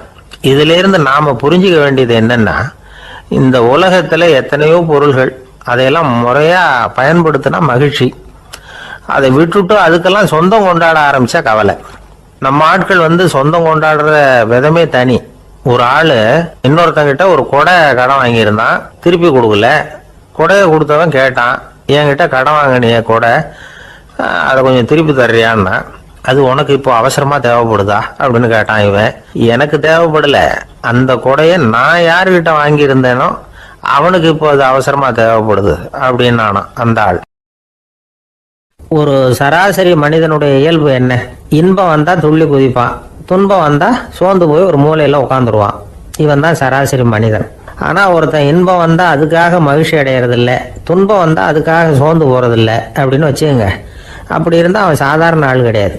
ஒரு ஊர்ல ஒரு ஞானி இருந்தார். அவரை தேடிட்டு ஒரு பெரியவர் வந்தார். ஐயா, ஞானத்துல சிறந்த ஞானம் எது அப்படின்னு கேட்டாராம். இதுக்கு அந்த ஞானி என்ன பதில் சொன்னார் தெரியுமா? இன்பத்தினால மகிழ்ச்சி அடையாமலும் துன்பத்தினால சோர்வு அடையாமலும் இருக்கிறது தான் அந்த ஞானம், பெரிய ஞானம் அப்படின்னாராம். சரி சுவாமி, அப்படிப்பட்ட ஞானம் உங்களுக்கு எப்படி வந்ததுன்னு கேட்டிருக்காரு இவர். அதை நான் ஒரு கழுதைகிட்ட இருந்து கற்றுக்கிட்டேன் அப்படின்னாராம் அவர். இவருக்கு ஒன்றும் புரியல, ஒரு மாதிரியாக முழிச்சிருக்கிறார். இதை அவர் புரிஞ்சுக்கிட்டார். நீங்கள் நாளைக்கு காலையில் நம்முடைய ஆசிரமத்துக்கு வாங்க, புரிய வைக்கிறேன்னாராம். சரின்னு அவர் போயிட்டார். மறுநாள் காலையில் ஆசிரமத்துக்கு வந்து சேர்ந்தார். ஞானி அவரை கூப்பிட்டு உட்கார வச்சார். வாங்க, வந்து இப்படி உட்காருங்க, கொஞ்ச நேரத்தில் இந்த வழியாக ஒரு கழுதை போகும், அதை கவனித்து பாருங்கன்னாராம். இவருக்கு இன்னமும் ஒன்றும் புரியாமல் போச்சு, ஒரே குழப்பம். இருந்தாலும் அந்த ஞானி சொன்னது மாதிரியே உட்காந்துருக்கிறார். கொஞ்ச நேரத்தில் இந்த வழியாக ஒரு கழுதை போச்சு. அது முதுக நிறைய அழுக்கு மூட்டைகள், அதை சுமந்துக்கிட்டு போகுது. ஒரு செலவு தொழிலாளி அதை ஓட்டிகிட்டு போகிறார். கொஞ்சம் தூரத்தில் ஒரு ஆறு இருக்குது. அங்கே போய் துணியெல்லாம் சுத்தப்படுத்திக்கிட்டு சாயந்தரமாக திரும்பி இந்த வழியாக வருவாங்க. ஞானி சொன்னது மாதிரியே இந்த பெரியவர் அழுக்கு மூட்டையை சுமந்துக்கிட்டு போகிற அந்த கழுதையை கவனிச்சார். கழுதை போயிட்டுது. அதுக்கப்புறம் ஞானியை திரும்பி பார்த்தார். இப்போ அந்த ஞானி சொன்னார், சாயந்தரம் வரைக்கும் நீங்கள் இங்கேயே இருக்கணும்னார். அதே மாதிரி இவர் இருந்தார். சாயந்தரமாக அந்த ஞானி சொன்னார், ஐயா, இப்போ கொஞ்ச நேரத்தில் அந்த கழுதை இந்த வழியாக திரும்பி வரும், அதையும் கவனித்து பாருங்கன்னார். இவரும் கவனித்து பார்க்குறார். கழுதை வந்தது. அது முதுகில் சலவை செய்யப்பட்ட துணி மூட்டை, அது பாட்டுக்கு சுமந்துக்கிட்டு போய்கிட்டு இருக்குது. பெரியவருக்கு ஒன்றும் புரியல, பொறுமை இழந்துட்டார்.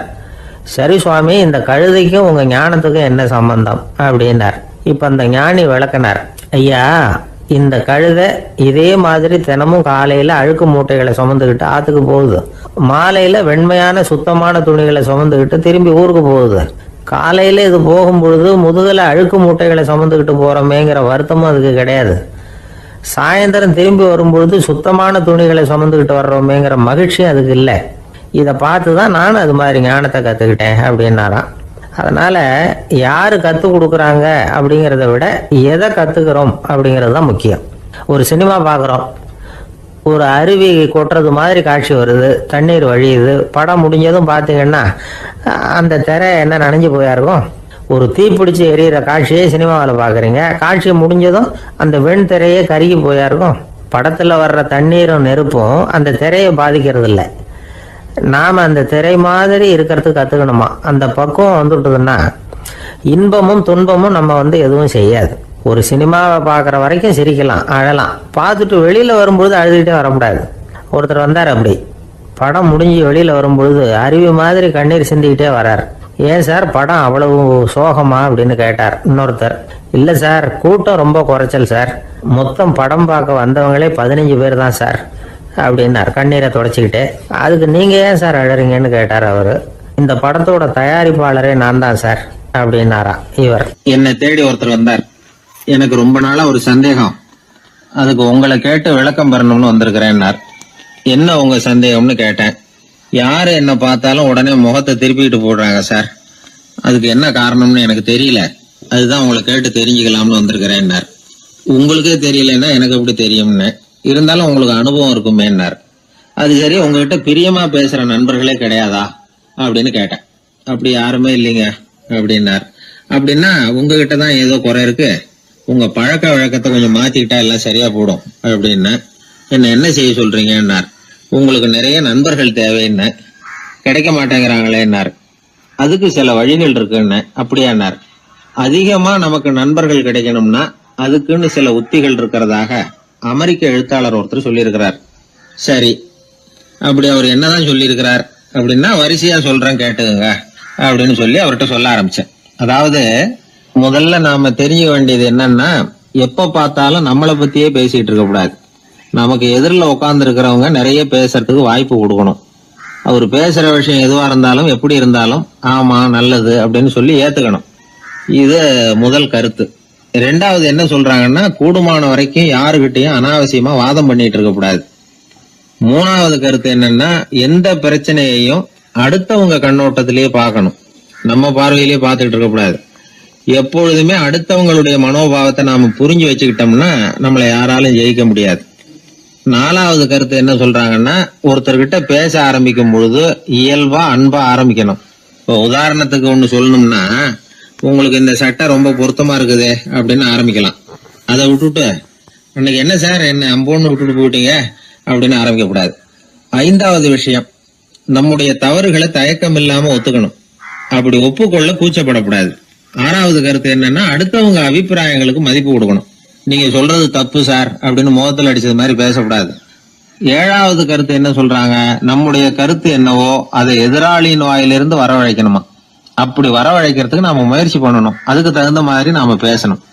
எட்டாவது குறிப்பு என்னன்னா, சில பேர் எப்ப பார்த்தாலும் சவால் விட்டுக்கிட்டே இருப்பாங்க, அனாவசியமா சவால் விடக்கூடாது. ஒன்பதாவது யோசனை, நம்ம யோசனையை புதிய முறையில சொல்லி பார்க்கலாம். மற்றவர்கள் சொல்லுகிற யோசனையை ஏத்துக்கணும். அந்த யோசனை மகா மோசமானதா இருந்தா கூட அதை ஏத்துக்கிற மாதிரி கூட நடிக்கலாம், அதுல ஒன்றும் தப்பு இல்லை. 10வது குறிப்பு ரொம்ப முக்கியமானது, அதாவது அனாவசியமா பொய் சொல்லக்கூடாது. அப்படி எப்பொழுதாவது பொய் சொல்ல வேண்டிய அவசியம் ஏற்பட்டா பெரிய பொய்யா சொல்லணும், அதை நம்பும்படியா சொல்லணுமா. இதெல்லாம் அந்த நிபுணர் சொல்ற கருத்து தான். சில சமயம் தேவைப்பட்டா பொய்ய கூட உண்மையா மாத்திக்கலாமா.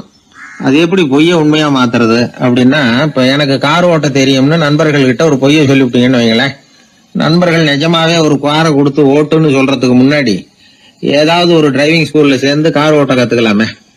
இதுதான் இந்த பொய்ய உண்மையா மாத்துறது. இது ஒரு உதாரணம், அவ்வளவுதான். இது மாதிரி பல பொய்களை உண்மையாக்க முடியும். அப்படி பொய்ய உண்மையாக்கி கூட சில பிரச்சனைகளை தீர்த்திட முடியும். 11வது குறிப்பு என்ன சொல்லுதுன்னா, உயர்ந்த நோக்கங்களை மட்டுமே வெளியில பேசணும். உள் மனசு எவ்வளவு ஒட்டட படிஞ்சு கிடந்தாலும் பரவாயில்ல. 12வது குறிப்பு, நல்ல நண்பர்களை தேடித்தான் பெறணும், அவங்க அவ்வளவு சுலபமா கிடைச்சிட மாட்டாங்க. இவ்வளவும் அனுபவசாலிகள் சொல்லி இருக்கிற குறிப்புகள். இந்த ஆலோசனைகளின்படி நடந்தா நமக்கு நல்ல நண்பர்கள் கிடைப்பாங்க. அதுக்கப்புறம் நமது வாழ்க்கை வெற்றி இருக்கிற திசையை நோக்கி வேகமா நகர ஆரம்பிக்கும். இந்த காலத்திலேயே நல்ல நண்பர்கள்லாம் எத்தனையோ பேர் உண்டு. ஒருத்தர் ரொம்பவும் கவலையோட நின்றுகிட்டு இருந்தார், கண்கள் கலங்கி போயிருந்தது, கிட்டத்தட்ட அழுதுகிட்டு இருந்தார். ஏன் சார் இப்படி அழறீங்க, என்ன ஆச்சு உங்களுக்குன்னு கேட்டேன். ஒரு மெதுவா கண்ணை தொடச்சிக்கிட்டு, என்னுடைய நண்பன் ஒருத்தன் ஒரு நாள் கோவத்துல என்ன பார்த்து உன்னோட 1 வருஷத்துக்கு பேச மாட்டேன் போன்னு சொல்லிவிட்டான், சபதம் போட்டுட்டான் அப்படின்னாரு. அதுக்காக இப்படி கவலைப்படுறீங்கன்னு கேட்டேன். அவரு சொன்னார், அதுக்காக கவலைப்படல சார், அந்த 1 வருஷ கேடு என்னோட முடியுது, நான் அதை நினைச்சு எழுதிட்டு இருக்கிறேன் அப்படின்னா. இப்படிப்பட்ட நண்பர்களும் உண்டு.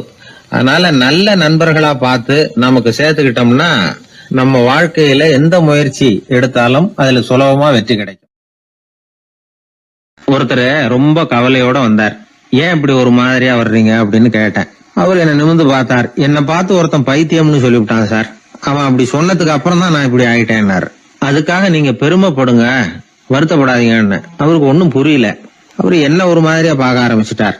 நான் உடனே ஓஷோ சொல்லி இருக்கிற சில கருத்துக்களை அவர்கிட்ட எடுத்து சொன்னேன். இத பாருங்க, இந்த உலகத்துல பல பெரிய மேதாவிகள்லாம் சாதாரண மக்கள் கண்ணுக்கு பைத்தியமா தான் தெரிஞ்சிருக்கிறாங்க அப்படின்னு விவரத்தை சொன்னேன். ஏன்னா மத்தவங்க மாதிரி அவங்க கவலைப்படுறது இல்ல, எதுக்கும் இறுக்கம் அடையறது இல்ல, சாவை கண்டு பயப்படுறது இல்ல, அற்பமான மகிழ்ச்சிக்கு ஆசைப்படுறது இல்ல.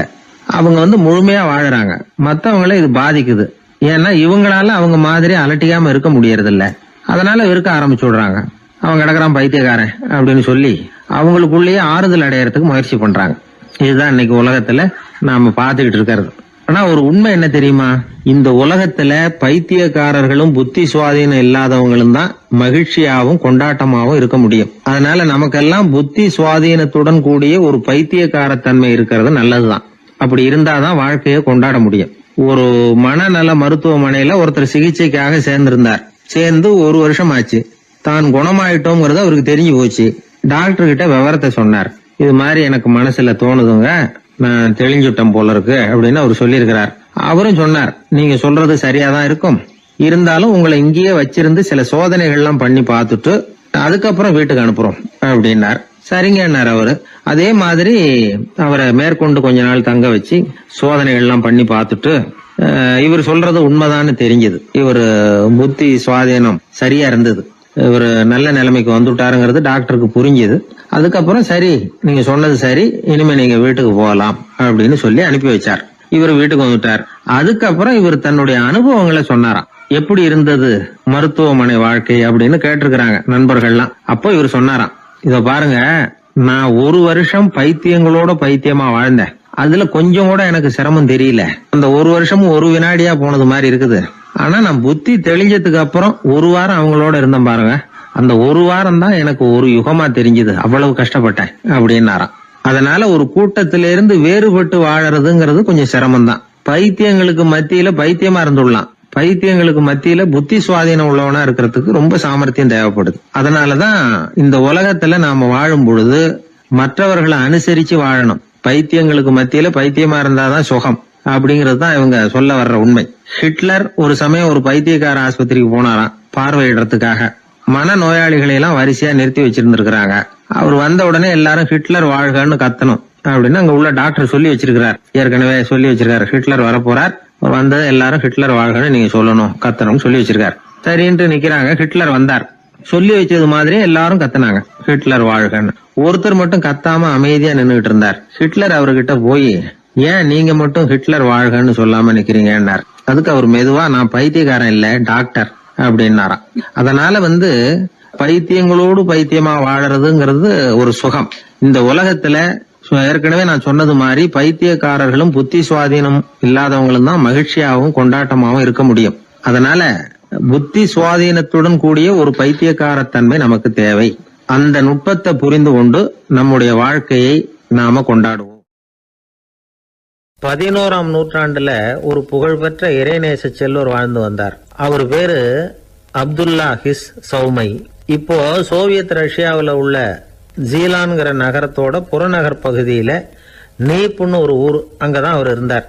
அவருக்கு ஒரு ஆப்பிள் தோட்டம் இருந்தது தஜ்லா நதி ஓரத்துல. அந்த தோட்டத்துல அவர் ஒரு நாள் உலாவிக்கிட்டு இருக்கிறார். அந்த சமயத்துல 20 வயசுள்ள அழகான இளைஞர் ஒருத்தர் அவர் முன்னாடி வந்து நின்னார். என்ன நீங்க மன்னிக்கணும்னார். இவருக்கு ஒன்னும் புரியல. யாரப்பா நீ என்ன கெடுதல் பண்ணின, நான் எதுக்காக உன்னை மன்னிக்கணும் அப்படின்னு கேட்டார். ஐயா, என் பேரு அபு சாலிஹ் மூசா. இங்க இருந்து 4 கல் தொலைவில் இருக்கக்கூடிய இதே தஜ்லா நதி ஓரத்துல தான் நான் இருக்கிறேன். நேத்து மத்தியானம் எனக்கு ஒரு நல்ல பசி. அந்த நேரம் ஒரு ஆப்பிள் பழம் இந்த நதியில மிதந்து வந்தது. அவசரத்துல அதை எடுத்து சாப்பிட்டுட்டேன். சாப்பிட்டதுக்கு அப்புறம் தான் அப்படி செஞ்சது பெரிய தவறுங்கிறத உணர்ந்தேன். ஒரு பொருளுக்கு உரியவர்கள் யாரோ அவங்க அனுமதி இல்லாம அந்த பொருளை சாப்பிடுறது ஹராமா. ஹராமான அந்த பழம் என் வயத்துக்குள்ள போனதுல இருந்து எனக்கு நிம்மதி இல்ல. ராத்திரி பூரா தூங்கவே முடியல. காலையில எழுந்திரிச்சதும் இந்த நதி ஓரமா பாத்துக்கிட்டே வந்தேன். உங்க தோட்டத்தை பார்த்தேன். ஒரு மரத்தோட கிளை தண்ணியில தொட்டுக்கிட்டு இருக்கிறத பார்த்தேன். அதனால நான் சாப்பிட்ட பழம் இங்க இருந்து தான் வந்திருக்கணும். அந்த பழத்துக்கு உரியவர் நீங்க தான். நீங்க என்ன மன்னிச்சாதான் நான் சாப்பிட்ட பழம் ஹலாலா, குற்றம் நிவர்த்தியா, தயவு பண்ணி மன்னிக்கணும் அப்படின்னு கண்கலங்க கேட்டுக்கிட்டார். இத கேட்ட இந்த சௌமையை ஆச்சரியத்தோட அந்த இளைஞரை கூர்ந்து கவனிச்சார். இந்த அளவுக்கு நேர்மையான ஒரு நல்ல மனுஷனை விட்டுறக்கூடாது அப்படின்னு மனசுக்குள்ள முடிவு பண்ணிக்கிட்டார். நிமிர்ந்து அந்த இளைஞரை பார்த்தார். இதுக்கு நீ தண்டனையை ஏத்துக்கத்தான் வேணும்னார். எதுவா இருந்தாலும் ஏத்துக்கிறதுக்கு தயார்னார் அவர். இதுக்கு தண்டனையா 12 வருஷ காலம் நீ இங்க பணிவிடைகள் செய்யணும்னார். பணிவிடை செய்யறது என்னுடைய பாக்கியமா நினைக்கிறேன் அப்படின்னு சொல்லிவிட்டு மகிழ்ச்சியோட அந்த தண்டனையை ஏத்துக்கிட்டார். 12 வருஷம் முடிஞ்சது. அந்த 12 வருஷ காலத்துல அந்த இளைஞரோட வயசும் தகுதியும் வளர்ந்தது. கடைசியில் அந்த பெரியவர் அந்த இளைஞரை கூப்பிட்டார். இத பாருப்பா, இன்னையோட உன் பணிவிடை காலம் 12 வருஷம் முடிஞ்சது. ஆனா தண்டனை இதோட முடிஞ்சுட்டதா நினைக்காத. அது இன்னமும் முடியல. கடைசியா இன்னும் ஒரு தண்டனை பாக்கி இருக்கு. அதை நீ ஏத்துக்கணும்னார். எதுவா இருந்தாலும் ஏத்துக்கிறதுக்கு சித்தமா இருக்கிறேன். எனக்கு ஒரு மகள் இருக்கிறா. அவளுக்கு 2 கண்ணும் தெரியாது, 2 காதும் கேட்காது, 2 காலும் செயல்படாது. அவளை நீ கல்யாணம் பண்ணிக்கணும் அப்படின்னார் பெரியவர். இத கொஞ்சமும் ஒரு எதிர்பார்க்கல. திகைச்சார். அடுத்த நிமிஷம் சரி, இதையும் நான் மனப்பூர்வமா ஏத்துக்கிறேன். இறைநேசர் செல்வர் சௌமயி அவர்களுடைய புதல்வி பாத்திமாவுக்கும் இளைஞர் அபுசாலிஹ் மூசாவுக்கும் அடுத்த சில தினங்கள்ல முறைப்படி திருமணம் நடந்தது. திருமணத்துக்கு அப்புறம் மணமகளை பார்த்த அந்த இளைஞர் திகைச்சு போயிட்டார். ஏன்னா அந்த பெரியவர் சொன்னதுக்கு நேர்மாறா இருந்தார். பாத்திமா உடல் குணம் எதுவும் கிடையாது, ரொம்ப அழகா இருந்தாங்க. மறுநாள் சௌமயி அபுசாலிஹை கூப்பிட்டு இதுக்கு விளக்கம் சொன்னாராம். என் மகளுக்கு கண்ணு தெரியாதுன்னு சொன்னதுதான் சொல்லியிருந்த நேத்து முன்னாடி சொன்னேன். அது எந்த விதமான தீய காட்சிகளும் அவ கண்ணுக்கு தெரியாதுன்னு தான் அர்த்தம். காது கேட்காதுன்னு சொன்னேன், தீய விஷயங்களை அவ கேட்க மாட்டான்னு அர்த்தம். கால்கள் செயல்படாதுன்னு சொன்னேன், வீட்டை விட்டு தீமையான இடங்களுக்கு அவ போக மாட்டான்னு அர்த்தம் அப்படின்னா. 12 வருஷத்துக்கு முன்னாடி உன்னை முதல் முறையா பார்த்தப்பவே உண்மை என்னுடைய சீடரா மானசீகமா ஏத்துக்கிட்டேன் அப்படிங்கிற விவரத்தையும் சொன்னாராம். இந்த இளைஞர் அபுசாலிஹ் பிற்காலத்துல ஒரு பெரிய ஆன்மீக மேதையா உயர்ந்தார். அந்த தம்பதிகளுக்கு 60வது வயசுல ஒரே ஒரு குழந்தை பிறந்தது. அந்த ஃபாதர் ஜிலானி முஹைத்தீன் ஆண்டகை, அதாவது அந்த குழந்தை தான் ஆன்மீக பேரரசர் முஹைத்தீன் ஆண்டகை. அப்படி அந்த கதையை சொல்லுவாங்க பழைய இதை. அப்படிப்பட்ட பெரியவர்களுடைய வாழ்க்கை தான் நமக்கு வழிகாட்டணும். எனக்கு ஒரு சிநேகிதன், அவன் சொன்னான், டேய் என்னுடைய மாமனார் கூட தன்னுடைய பொண்ணை எனக்கு திருமணம் பண்ணி கொடுக்கறதுக்கு முன்னாடி ஒரு செய்தியை சொன்னார். பொய்ன்னு அப்புறமா தான் தெரிஞ்சது அப்படின்னா. என்ன சொன்னார்னு கேட்டோம். என் பொண்ணு மாசத்துக்கு ஒரு தடவை ஏதாவது கோபம் வந்தா கையில கிடைக்கிறத எடுத்து உங்க மேல எரிவா, நீங்க தான் அனுசரிச்சு நடந்துக்கணும்னு சொன்னார் அப்படின்னா. அப்படி அவர் சொன்னது பொய்யா அப்படின்னு கேட்டேன். ஆமா, அவர் மாசம் ஒரு தடவைன்னு அவர் சொன்னது பொய், தினம் ஒரு தடவை அப்படி செய்யறா, இதுதான் உண்மை அப்படின்னா. பேராசிரியர் கல்கி ரேடியோவில் பேசியிருக்காரு, சென்னை ரேடியோவில். எப்போ 1938 1938 ஜூலை மாசமா ஏதோ ரேடியோ ஆரம்பிச்சுது, சென்னை வானொலி ஆரம்பிச்சிருக்காங்க. அது ஆரம்பிச்சு 6வது நாள் கல்கி பேசியிருக்காரு. அதுல அவர் சொல்லுவார், நீ சொல்றதை எதை சொன்னாலும் சுருக்கமா சொல்லு, தேவைக்கு அதிகமா வளர்த்தாத, சுவாரஸ்யமா சொல்லு, அதுதான் சிறுகதைக்கு இலக்கணம்னு பேசியிருக்காரு. நான் அதை போட்டு கேட்டிருக்கேன். அதை பார்த்தா அதில் அவருக்கு ஒரு உதாரணமே கொடுத்துருப்பாரு. அதுல அதாவது சொல்றத சிறுகதை, தமிழில் சிறுகதைன்னு அவருக்கு தலைப்பு. அந்த பேச்சுல சிறுகதைன்னா என்னன்னா சிறுசா இருக்கணும், அதுல ஒரு கதை இருக்கணும், அதான் சிறுகதைன்னு அவர் விளக்கம் கொடுக்குறாரு கல்கி. கதைன்னா என்னன்னா ஒரே ஒரு ஊர்ல அப்படின்னு ஆரம்பிச்சா அப்புறம் என்ன அப்படின்னு கேட்க தோணுது இல்ல, அப்படி இருக்கணுமா. ஒரு வரியை படிக்கும் பொழுது அடுத்த வரி என்ன அப்படின்னு நமக்கு ஆர்வத்தை தூண்டணும். அதுதான் கதை அம்சங்கிறது. சிறுன்னா தேவைக்கு அதிகமா வளர்த்தாதே, சிறு கதைன்னா தேவைக்கு அதிகமா ஒரு வார்த்தையை கூட போடாதே அப்படின்னு சொல்லி, அதான் சிறுகதையினுடைய இலக்கணம் அப்படின்னு சொல்லிட்டு அதுக்கு ஒரு உதாரணம் போட்டிருக்காரு. சிறுகதை இலக்கணம் என்னன்னா, அதாவது ஒரு நாள் காஞ்சிபுரம் உபய வேதாந்த தேசிக சுவாமிகள் தன் வீட்டு வேலைக்காரன் குப்பனை கூப்பிட்டு, அடே குப்பா, நீ உடனே ஸ்ரீபெரும்புதூர் ஓடிப்போய் அங்கே இருக்கிற திருவேங்கடாச்சாரியை சந்தித்து, திருக்குடந்தையில இருந்து இங்கே வந்திருக்கிற திருநாராயண ஐயங்கார் சுவாமிகள் திருக்கோவில் ஆராதனைக்கு திருத்துழாய் எடுத்து திரும்புகையில் திருக்குளத்தில் திருப்பாசி வழுக்கவே திருவடி தவறி வீழ்ந்தார் என்று சொல்லிவிட்டு வா அப்படின்னு எழுதினார். குப்பன்ட்ட வேலைக்காரன்ட்ட சொல்லிவிட்டு, என்னடா சொல்லிருவியா, நான் சொன்னதானே, சொல்லிடுறேன் சாமி எனக்கு தெரியும் இருக்கான். எப்படி சொல்லுவதை என்கிட்ட ஒரு தடவை இங்க சொல்லி காட்டுன்னு இருக்காரு. அப்ப அவன் சொன்னான், குப்பம் என்ன சாமி, கும்மோனு சாமி குட்டையில ஒண்ணான்னு சொல்லணும், அவ்வளவுதானே. இதை நான் சொல்லிட்டு போறேன், இது என்ன பெரிய விஷயம் அப்படின்னா. இதை சொல்லிவிட்டு கல்கி சொல்றாரு, சிறுகதையின் இலக்கணம் அந்த குப்பனுக்கு தெரிந்திருக்கிறது, உபய வேதாந்த தேசிக சுவாமிகளுக்கு புரியவில்லை அப்படின்னு அவர் கல்கி. அப்பவே அது எதை சொன்னாலும் சுருக்கமா சொல்றது, இந்த வேடிக்கையா சொல்றது, அதெல்லாம் வந்து மனிதர்கள்ட்ட, சக மனிதர்கள்ட்ட ஒரு பிரியத்தை ஏற்படுத்த நல்ல ஒரு கவர்ச்சி, அந்த கதையை படிக்கணும்னு தோணும். அப்படிதான், அதனாலதான் அந்த விஷயங்களை சேர்த்து சேர்த்து வானொலியிலையும் தொலைக்காட்சியிலும் நாங்க உபயோகப்படுத்துறோம். வானொலியிலேயே ரொம்ப, தொலைக்காட்சியிலேயே கூட நிறைய சுவாரஸ்யமான அனுபவம் நம்ம வாழ்க்கையிலேயே நடக்கும். நிறைய வாழ்க்கையிலேயே கூட. இப்போ நான் இது முதல்ல திருநெல்வேலியில தான் ரேடியோவில் சேர்ந்தேன், திருநெல்வேலி ரேடியோவில். அப்போ முத போய் என்னை பேட்டி எடுக்கிறதுக்கு மைக்கெல்லாம் கொடுத்து எங்கள் டைரக்டர் ஒருத்தர் அனுப்புனார். யாருக்கிட்டன்னா, இந்த டனால் தங்கவேலுன்னு ஒரு நடிகர் இருந்தார், கே.ஏ. தங்கவேலுன்னு ஒரு பிரபலமான நகைச்சுவை நடிகர். அவரு இதுக்கு ஒரு பொருள் காட்சியில நாடகம் நடத்துறதுக்காக வந்திருக்காரு திருநெல்வேலிக்கு. அங்க வந்து ஒரு ஹோட்டல்ல தங்கியிருக்காரு. அப்போ நான் அப்பதான் புதுசா போய் வேலையில சேர்றேன் ரேடியோவில். எங்க டைரக்டர் கூப்பிட்டு, இது மாதிரி தங்கவேலுங்கிற நடிகர் வந்திருக்கிறாரு, அவரை போய் இன்டர்வியூ பண்ணிட்டு வா, பேட்டி எடுத்துட்டு வா அப்படின்னாரு. சார் எனக்கு பழக்கம் இல்லை, கொஞ்சம் பழக்கம் ஆனதுக்கப்புறம் போகிறேன், இப்போ வேற யாரையாவது அனுப்புங்கன்னு. இல்லை அப்புறம் எப்போதான் கற்றுக்கிறது, நீ போய் கற்றுட்டு வா அப்படின்னு சொல்லி உடனே மைக்கு எல்லாத்தையும் கொடுத்து அனுப்பிச்சிட்டார் கூட. அங்கே போனோம், போய் ரூமில் கேட்டது, வா தம்பி வாழ்க்கை வாழ்க்கை வந்து உட்காருங்க, என்ன செய்யணும் அப்படி இப்படின்னார். அவர் ரொம்ப ஊக்கமாக பேசினார், இந்த பயமுறுத்தல. என்ன வேணும் அப்படின்னா, ஒன்றும் இல்லை, கேள்வி கேட்குறேன் பதில் சொல்லுவேன், கேளுங்க, என்ன வேணாலும் கேளு, நான் சொல்கிறேன் அப்படின்னார். அப்போ நான் வழக்கமாக சும்மா சில குறிச்சிட்டு போனேன். முதல் தடவை பேட்டி இல்லை, அதனால எனக்கு பயம். குறிச்சிட்டு முதல் கேள்வி, நீங்கள் முதல் தடவையாக மேடை ஏறினது எப்போ சார், முதல் தடவையா என்ன வேஷம் போட்டீங்க, எந்த நாடகம் அப்படின்னு கேட்டேன்.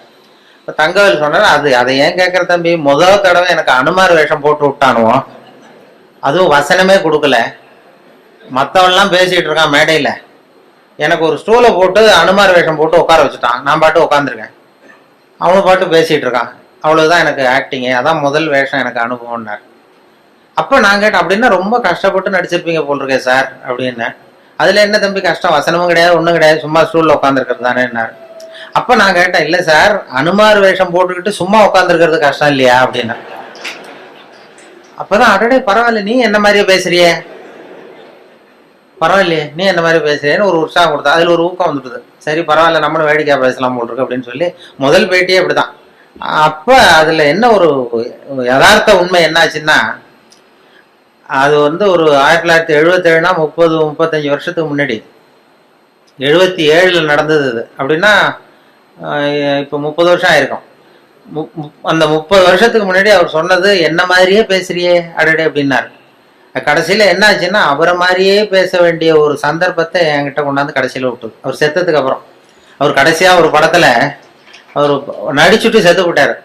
அவர் இந்த வாய்ஸ் டப்பிங் பண்ணணும்ல, அதுக்கப்புறம் வாய் அசைக்க தந்தாலும் பேசணும், அதுக்குள்ள அவர் இறந்துட்டார்.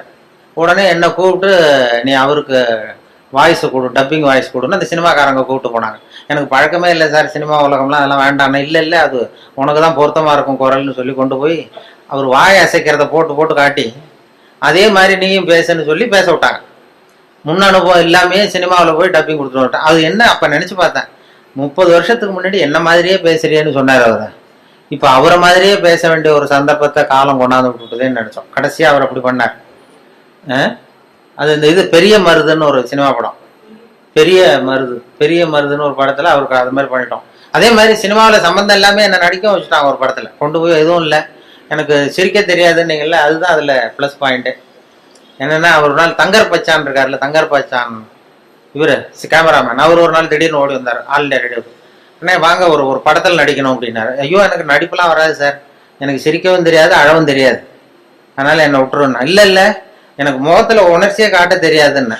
அவர் தங்கர் பச்சான் சொன்னாரு, நீ உணர்ச்சியே காட்ட தேவையில்லாத ஒரு வேஷத்துக்கு தான் கூப்பிடுறான் உன்ன அப்படின்னாரு. அது என்ன வேஷம்னு போய் பார்த்தா, ஒரு ஜட்ஜு உட்கார வச்சுட்டார்.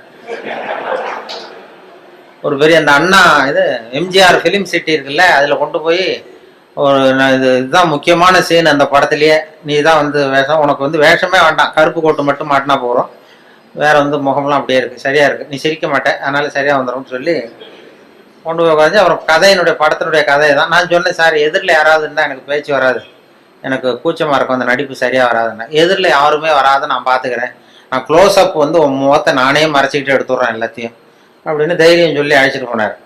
சரி பரவாயில்ல, யாரும் இருக்க மாட்டாங்க அப்படின்னு சொல்லிட்டு நான் போய் சீட்டில் இந்த கருப்பு கோட்டை மட்டும் மாட்டி உட்கார வச்சார். முன்ன பின்ன எனக்கு அனுபவமும் கிடையாது, சினிமானா என்னன்னு தெரியாது, நடிப்பும் தெரியாது. கொண்டு போய் உட்கார வச்சு எதிரில் யாரும் வரக்கூடாதுன்னு சொன்னல, பார்த்தா அந்த படத்தில் நடித்தவங்க அத்தனை பேர் வந்து உட்காந்துருக்காங்க எதிரில். ஏன்னா அது கடைசி சீன், கோர்ட்டு சீனில் இந்த பொண்ணு கதாநாயகன், அப்போ அவங்க அப்பா அம்மா, இவங்க அப்பா அம்மா, வில்லன் எல்லாம் வந்து உட்காந்துருக்காங்க. இது என்ன அது இப்படி பண்ணிட்டே அப்படின்னா, இல்லை நான் ஒரு துணியை பிடிச்சிக்க சொல்கிறேன், அவங்கள மறைச்சிக்கிறேன், அதெல்லாம் தெரியாது அப்படின்னு சொல்லி அப்புறம் அது மாதிரி கஷ்டப்பட்டு எடுத்தாங்க. எடுத்து அதை முடிச்சாங்க. அது வந்து இது காதலே நிம்மதி, காதலே நிம்மதின்னு ஒரு சினிமா படம் வந்ததுல்ல, அதில் இது மாதிரி அனுபவம் எல்லாமே சில வாய்ப்புகள் எதையாவது கொண்டு போய் சிரிக்காமல் இருந்தாலும் அதுக்கு ஒரு ப்ளஸ் பாயிண்ட் அதுக்கு கொண்டு போய் அது சில பேருக்கு அந்த வேஷமே போட வேண்டியது. ஒருத்தருக்கு பரிசளிப்பு விழா, ஒரு சினிமா இதில் பரிசளிப்பு விழா நடந்துதான். அதில் யாருக்கு ஃபர்ஸ்ட் ப்ரைஸ்னா அனுமார் வேஷம் போட்டவருக்கு ஃபர்ஸ்ட் ப்ரைஸ். அந்த படத்தில் அனுமார் வேஷம் போட்டவரை மேடைக்கு ஏற்றி அவருக்கு முதல் பரிசு கொடுத்தாங்களாம். அவ்வளவு தத்ரூபமாக இருந்தது நடிப்பு, வேஷ பொருத்தம்லான்னு சொல்லி. உடனே இவர் சொல்லியிருக்காரு, வேஷத்தை அந்த வாங்கிட்டு அந்த அனுமார் வேஷம் போட்டவர், இந்த பரிசு வந்து எனக்கு சேர வேண்டியது இல்லை, உண்மையிலேயே எனக்கு மேக்கப் போட்டார்ல அவருக்கு தான் இந்த பரிசு நியாயமாக கிடைக்கணும், அவ்வளவு தத்ரூபமாக போட்டிருக்காரு, அதனால இந்த பரிசுக்கு உரியவர் எனக்கு மேக்கப் போட்டவர், மேக்கப் மேன், அவருக்கு இதை நான் சமர்ப்பிக்கிறேன் அப்படின்னு சொல்லி மேக்கப் மேனை கூப்பிட்டு அவர் கையில் கொடுத்துட்டார். பரிசு கொடுத்துட்டு ஒரு பெருந்தன்மையாக வந்து உட்காந்துட்டார். அப்புறம் அந்த மேக்கப் போட்டவர் வந்து பேசினாராம். அவர் பெருந்தன்மையாக வந்து எனக்கு அந்த அவருக்கு கிடைச்ச பரிசை என்கிட்ட கொடுத்துட்டார், இது உண்மையிலேயே இந்த பரிசு அவருக்கு தான் உரியது, எனக்கு கொடுக்க வேண்டியதில்லை. ஏன்னு கேட்டிங்கன்னா நான் நிஜமாவே அவருக்கு மேக்கப்பே போடலை, சும்மா ஒரு வாழை மட்டும் ஒட்ட வச்சேன். ஒரு வாழை ஒட்ட வச்சதுக்கு இவ்வளவு பெரிய பரிசான்னு. அப்படி சில பேருக்கு மேக்கப் தேவைப்படாது. இப்போ எனக்கு அந்த படத்தில் அதான் மேக்கப்பே போடல, சும்மா ஒரு கருப்பு கோட்டை மாட்டி உட்கார வச்சு பேச விட்டாங்க. இப்படி சில பேருக்கு அந்த மேக்கப் அவசியம் இருக்காது, அந்த முகத்தினுடைய இது அப்படி பண்ணுவாங்க. அப்போ அதனால தான் அந்த நம்ம வந்து வாழ்க்கையை வந்து அப்படி இது பண்ணணுங்கிறது வேடிக்கையாக எடுத்துக்கணும், நிறைய இது பண்ணி சிக்கல் உண்டாகணும். நான் இந்த ரேடியோவிலையும் அந்தந்த அப்பப்போ அந்த ஏதாவது சில நண்பர்கள் நகைச்சுவை சொல்கிறது எல்லாம் பண்ணிக்கிறது. சொந்த வாழ்க்கையிலேயும் நிறைய அது மாதிரி இது பண்ணோம். இப்போ மெட்ராஸில் நான் வந்து இது மாதிரி ஆன்மீக விஷயமா சொல்லிட்டு இருந்ததும், ஒரு அப்போல்லாம் டிவிக்கு வரல, வானொலியில் மட்டுமே 14 வருஷமா அந்த இன்று ஒரு தகவல்னு சொல்லிட்டு இருந்தோம். அப்போ எனக்கு என்ன முகம் தெரியாது யாருக்கும், ஆனால் குரலை கண்டுபிடிச்சிருவாங்க, முகம் தெரியாது. அப்போ என்னன்னா வெளியில் யாருன்னு தெரியாது, ஆனால் இன்று ஒரு தகவல் யாரோ பெரிய ஆன்மீக விஷயம் அதெல்லாம் சொல்லிட்டு இருக்காருன்னதும் வெளியில் வந்து ஒரு இமேஜ் வேற மாதிரி இருந்தது. ஒரு ஆட்டோ டிரைவர் அடையாறுலேருந்து என்ன ஆட்டோவில் போய் ஏறி உட்காந்தேன். எங்கே சார் போகணுன்னாரு, இது மாதிரி போங்க அப்படின்ட்டு ஏறி உட்காந்து போயிட்டு இருக்கேன், அந்த மயிலாப்பூர் பக்கம் போங்கன்னு. அவருக்கு என்ன ஒரு சந்தேகம்னா, இவன்கிட்ட பேச்சு கொடுத்துட்டே வர்றாரு, இவரை எங்கேயோ இவர் குரலை கேட்டது மாதிரி இருக்க அப்படின்னு அவர் ரேடியோவில் கேட்டிருக்காரு. அதை உறுதிப்படுத்திக்கிறதுக்கு அப்போல்லாம் டிவியில் வரலன்னா உறுதிப்படுத்திக்கிறதா என்கிட்ட பேசிக்கிட்டே இருக்காரு. சார் இன்னைக்கு பேப்பர் பார்த்தீங்களா, அது இதுன்னா நானும் பேசிக்கிட்டே இருக்கேன். அவர் மனசுக்குள்ள ஒரு சந்தேகம், கேட்கறதுக்கு ஒரு தயக்கம். வந்து மயிலாப்பூர் வந்தது, எங்கே நிறுத்தணும் வண்டியேன்னார். ஆட்டோ ஆல் இண்டியா ரேடியோ வாசல்ல நிறுத்தினேன். அவர் புரிஞ்சுக்கிட்டார், ஆஹா இவர் தான் நம்ம தேடின ஆள் அப்படின்னு. ஆல் இண்டியா ரேடியோ கேட்டுக்கிட்ட கொண்டு போய் நிறுத்தி இறங்கினதும் நான் காசை கொடுத்துட்டு உள்ள போனேன். உள்ள போகிறப்ப சார் ஒரு நிமிஷம் நில்லுங்கன்னார். என்னப்பான்னு, இந்த ரேடியோவில் ஒருத்தர் இன்று ஒரு தகவல்னு சொல்லிட்டு இருக்காரு, அது நீ தானா அப்படின்னா. ஆமாம் நான் தான் அப்படின்னதும் அப்படியே அதிர்ச்சி ஆனது மாதிரி பார்த்தாரு. என்ன பார்த்துட்டு, என்ன சார் பேண்ட்லாம் போட்டிருக்கீங்க அப்படின்னாரு. என்னப்பா இது இல்லை சார், நான் தாடிலாம் வச்சுக்கிட்டு இருப்பீங்கன்னு நினச்சேன், தாடி வச்சுக்கிட்டு ஒரு காவி வேஸ்ட் கட்டிக்கிட்டு இருப்பீங்கன்னு நினச்சேன். ஆனால் அது மாதிரி அந்த முகத்தை பார்க்காதப்ப அந்த அப்படி ஒரு இமேஜை உண்டு பண்ணும். ஒரு அம்மா ஒரு நாள் ஒரு பொண்ணை கூப்பிட்டுட்டு என்கிட்ட ஆசீர்வாதம் வாங்க வந்துட்டு, ஆல் இண்டியா ரேடியோக்கு வந்து வேலூர் பக்கத்துலேருந்து ஒரு நாள் சாயந்தரம் 5 மணிக்கு என் கூட வேலை பார்க்குறவங்களாம், இதில் வந்து கேசினோவில் ஒரு அருமையான இங்கிலீஷ் படம் போட்டிருக்கான், வா போய் பார்ப்போம்னு எனக்கு கூப்பிட்டுட்டு இருக்கிறாங்க நண்பர்கள். அலுவலகத்தில் வேலை பார்க்குறேன், சரின்னு புறப்பட்டு இருக்கேன் சினிமாவுக்கு. அப்போ யாரோ ஒரு அம்மா வந்திருக்குது உன்னை தேடின்னு ரிசப்ஷன்லேருந்து சொல்கிறாங்க. யார் இந்த நேரத்தில்னா, ஏதோ வேலூர் பக்கத்துலேருந்து வந்திருக்கிறாங்க 2 பேர். அப்புறம் வர சொல்லு அப்படின்னு பார்த்தா, வந்ததும் சார் இந்த இன்று ஒரு தகவல் சொல்கிறது யார், நான் தான் அப்படின்னேன். உங்களை தான் சார் பார்க்க வந்தோம் அப்படின்னா. என்னம்மா பண்ணணும் அப்படின்னா, என் பொண்ணுக்கு ஆசீர்வாதம் பண்ணணும் சார், நாங்கள் சினிமாவுக்கு புறப்பட்டுருக்கோம் இங்கிலீஷ் படத்துக்கு, நீங்கள் என்னம்மா தப்பாக நினச்சிட்டு வந்துட்டீங்கன்னு நினைக்கிறேன். இல்லை சார் உங்ககிட்ட தான் ஆசீர்வாதம் வாங்கணுன்னது. இல்லைம்மா நான் வந்து சொந்தமாக எதுவும் சொல்லலை, பெரியவங்க சொல்கிற கருத்தை வந்து ரேடியோவில் சொல்லிகிட்டு இருக்கேன், அதனால் என்னையே பெரிய மகானா நினச்சிக்கிட்டு நீங்கள் வந்துட்டீங்க, அதனால் நீங்கள் நினச்சது தப்பு அப்படின்னா. இல்லை சார் உங்களை பற்றி உங்களுக்கு தெரியாது சார், எங்களுக்கு தான் தெரியும் அப்படின்னது. இப்போ என்ன பண்ணணுன்னு, விபூதி பூசி விடுங்க சார், என் பொண்ணுக்கு சீக்கிரம் கல்யாணம் ஆகணும், விபூதி பூசி விடுங்க சார் அப்படின்னு. விபூதி நானே பூசலியம்மா, எங்கேருந்து கொண்டு வரணும்னா, நானே கொண்டு வந்திருக்கேன் சார் கையோடங்குது. உடனே சரின்னு அது ஒத்துன்னு காலில் விழுந்தது. உடனே அவங்ககிட்ட விபூதி வாங்கி பூசிட்டு உனக்கு சீக்கிரம் கல்யாணம் ஆகிடும் போயிட்டு வாமா அப்படின்னு அனுப்பிச்சிட்டேன். அனுப்பிச்சது என் கூட இருக்கிற பசங்கள்லாம் இருக்கிறாங்கல்ல, ரேடியோவில் வேலை பார்க்குறான், அவன்லாம் என்ன ரொம்ப விஷமத்தனமாக பார்க்குறான். நாங்கள்லாம் 10 வருஷம் 15 வருஷமா ரேடியோவில் வேலை பார்க்குறோம், நீ வந்து 5 வருஷம் தான் ஆச்சு, அதுக்குள்ள வந்து ஆசீர்வாதம் பண்ண ஆரம்பிச்சிட்டியே அப்படின்னு இது பண்ணா. இருக்கட்டப்பா அப்படின்னு அவரும் போயிட்டோம். அப்புறம் பார்த்தா ஒரு ஒரு 2 மாசம் கழிச்சு அந்த அம்மா வந்து சார் உங்க ஆசீர்வாதத்தினால கல்யாணம் நிச்சயமாயிட்டுது சார் அப்படின்னு. ஆஹா, நமக்கு ஏதோ பெரிய அருள் இருக்குன்னு நான் உடனே முடிவு பண்ணிட்டு சரி ஏதோ விஷயம் இருக்கு, நம்ம ரிட்டையர் ஆனதுக்கு அப்புறம் ஒரு ஆசிரமம் ஒன்று போட்டுடலாம் அப்படின்னு சொல்லி, அப்படின்னா அப்ப கூட சினிமாவுக்கு வந்தவன் அப்படி ஒரு ஐடியா இருந்தா என்ன சிஷ்யனா சேர்த்துக்கிடாங்கிறான். இப்படி பண்ணிட்டு அப்போ அந்த மாத்திருபூதம்னு ஒரு டாக்டர் இருக்காருல்ல, அவர் வந்தார். அவர் இப்போ இல்லை, இந்த மாத்திருபூதம் இந்த டிவிலாம் வருவார், அவர் ரேடியோவுக்கு அடிக்கடி வருவார். நான் அவர்கிட்ட கேட்டேன், சார் இது மாதிரி, அவர் மனோதத்துவ டாக்டர், நான் ஒரு பொண்ணுக்கு வந்து விபூதி பூசி விட்டேன் சார், அதுக்கு வந்து கல்யாணம் நிச்சயம் ஆயிட்டுது, நான் ஆசீர்வாதம் பண்ணி 1 மாசத்துலேயே கல்யாணம் நிச்சயம் ஆயிட்டுது அப்படின்னா எனக்கு ஏதாவது அருள் இருக்கா அப்படின்னு கேட்டேன் அவர்கிட்ட. சைக்காலஜியில் என்ன சொல்றீங்க அப்படின்னு. அவரு வேடிக்கையா சொன்னார், இந்த பார் கல்யாணம் ஆகிற வரைக்கும் உள்ள பிரச்சனையெல்லாம் நீ பார்த்துக்கோ, அதுக்கப்புறம் ஏதாவது பிரச்சனை இருந்தா என்கிட்ட சொல்லு அப்படின்னா.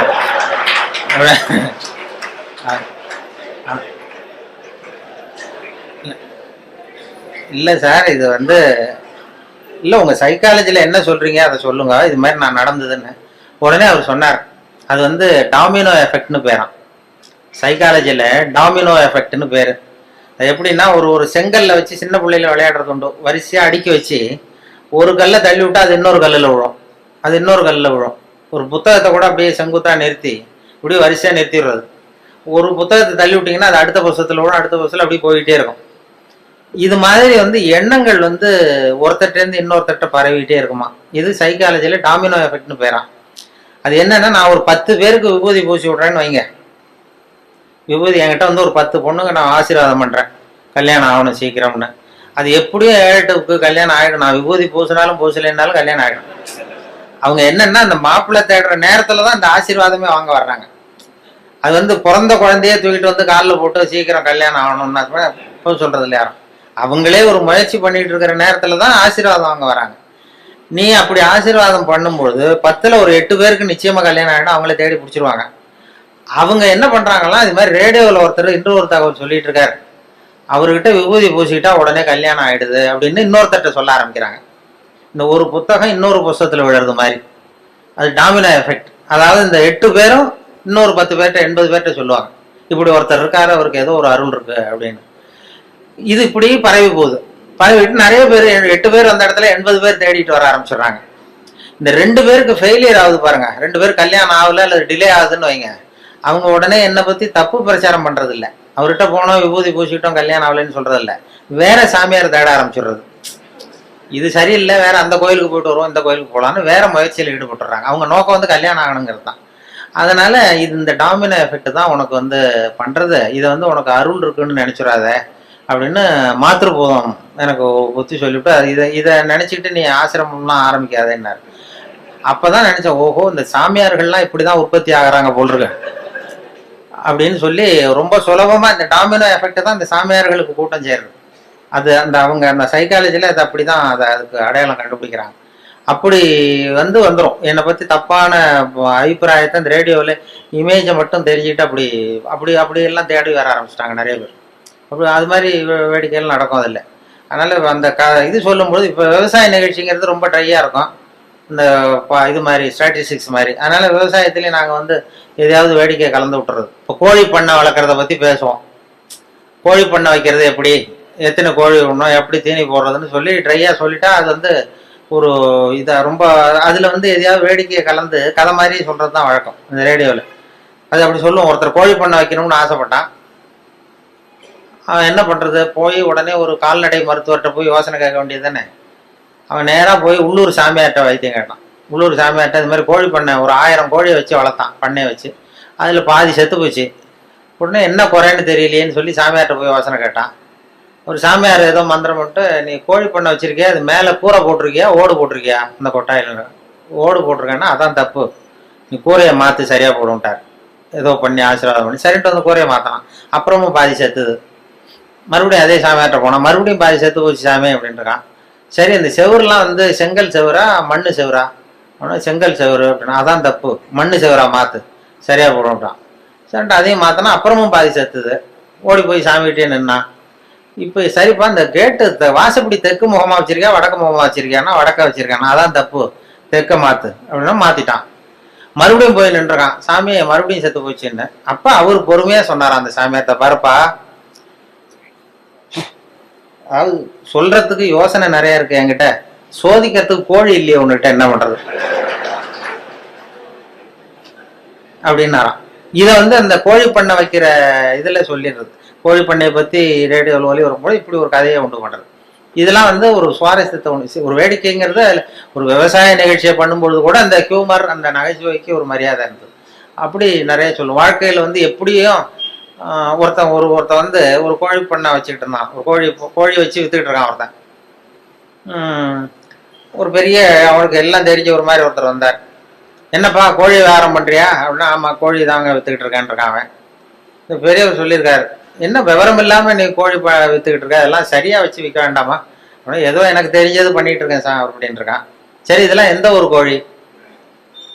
அப்ப அவன் சொல்லியிருக்கான், கோழி விற்கிறவன், பாருங்க சார் இது எந்த ஊர் கோழின்னு அடையாளம் தெரியாது, அது சேவலா கோழியாங்கிறது மட்டும்தான் தெரியும், வேற அந்த கோழி எந்த ஒரு கோழிங்கிறதெல்லாம் நமக்கு தெரியாது, அது கண்டுபிடிக்க முடியாதுன்றான்.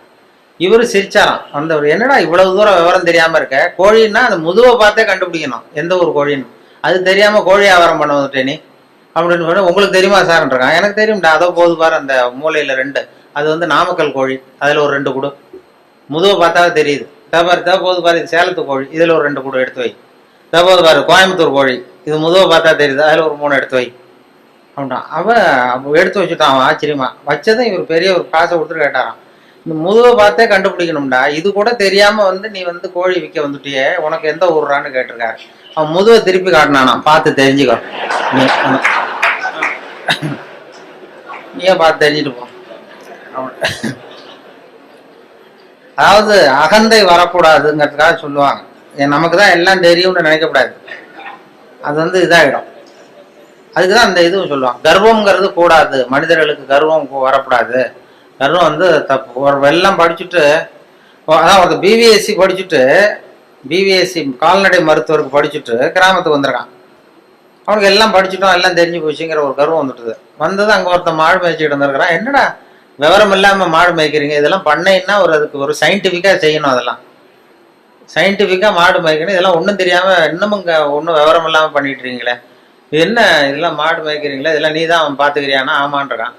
என்ன உங்க ஊர்ல இது மாதிரி பசுமாட்டுக்கெல்லாம் கொம்பு இருக்காதா, பசுமாட்டுலாம் கொம்பு இருக்காதா அப்படின்றான். அப்போ அந்த பொடியும் சொன்னானா, சார் பசுமாட்டுக்கு கொம்பு இல்லைன்னா அதுக்கு 2-3 காரணம் இருக்கு. அதாவது கண்ணுக்குட்டியா இருக்கிறப்ப அது கொம்பை வந்து எடுத்துருவோம், அதுக்கு முளைக்காது, அது கண்ணுக்குட்டியா இருக்கிறப்ப கொம்பே முளைக்காது, அதனால கொம்பு இல்லாம இருக்கும். 2வது காரணம் வந்து வளர்ந்ததுக்கு அப்புறம் ஒன்னோட ஒண்ணு முட்டிக்கும், அதனால அது முட்டிக்கப்படாத கொம்பை நாங்களே எடுத்துருவோம், அதனால கொம்பு இல்லாம இருக்கும். இப்ப இதுக்கு ஏன் கொம்பு இல்லைன்னா இது 3வது காரணம். இதுக்கெல்லாம் ஏன் கொம்பு இல்லைன்னா இதெல்லாம் மாடு இல்லை குதிரை அப்படின்னா. அப்பதான் தெரிஞ்சிருக்கு இவன், ஆஹா நம்ம வந்து ரொம்ப இதாகிட்டோம், படிச்சா எல்லாம் தெரிஞ்சிடும்னு நினைச்சிட்டோம். படிக்கிறதுங்கிறது தகவல் அறிவு தான், தகவல் அறிவை சேகரிக்கிறது. அதனால அது மாதிரி சொல்லுவாங்க. இப்படி நிறைய அதுல எதையாவது சேர்த்து சேர்த்து சொல்றது எங்க பழக்கம். அப்படி பண்றதுனாலதான் அந்த நகைச்சுவை உணர்வுங்கிறத சில சமயம் பேப்பர்ல வர்றதை வச்சுக்கிட்டே கூட சில கடுமையான விஷயங்களை கூட வேடிக்கை வந்து மென்மையாக்கி கொடுத்துட்றது உண்டு. நாங்கள் அப்போ இந்த முன்னாடி ஒரு தரம் இந்த அரசியலில் ரொம்ப சூடாக இருந்தது, அமலாக்க பிரிவு அதிகாரிகள்லாம் வராங்க, விசாரணை நடக்குதுன்னு ரொம்ப கடுமையாக இருந்தது. அந்த நேரம் ஒரு விஷயத்தை எடுத்து இன்னொரு தகவலில் அப்படியே சொல்லிட்டோம், ஒரு கதை மாதிரி மாற்றி சொல்லியாச்சு. அது சொல்லக்கூடாது, சட்டப்படி சொல்லக்கூடாது, ஆனால் ஒரு கதையாக மாற்றி சொன்னதுனால ஒன்றும் பிரச்சனை இல்லாமல் போயிடுது. அது என்னென்னா, அது ஒரு கதை மாதிரி சொன்னோம். டெல்லியிலேருந்து 2 அதிகாரிகள் வந்தாங்களாம் தமிழ்நாட்டுக்கு.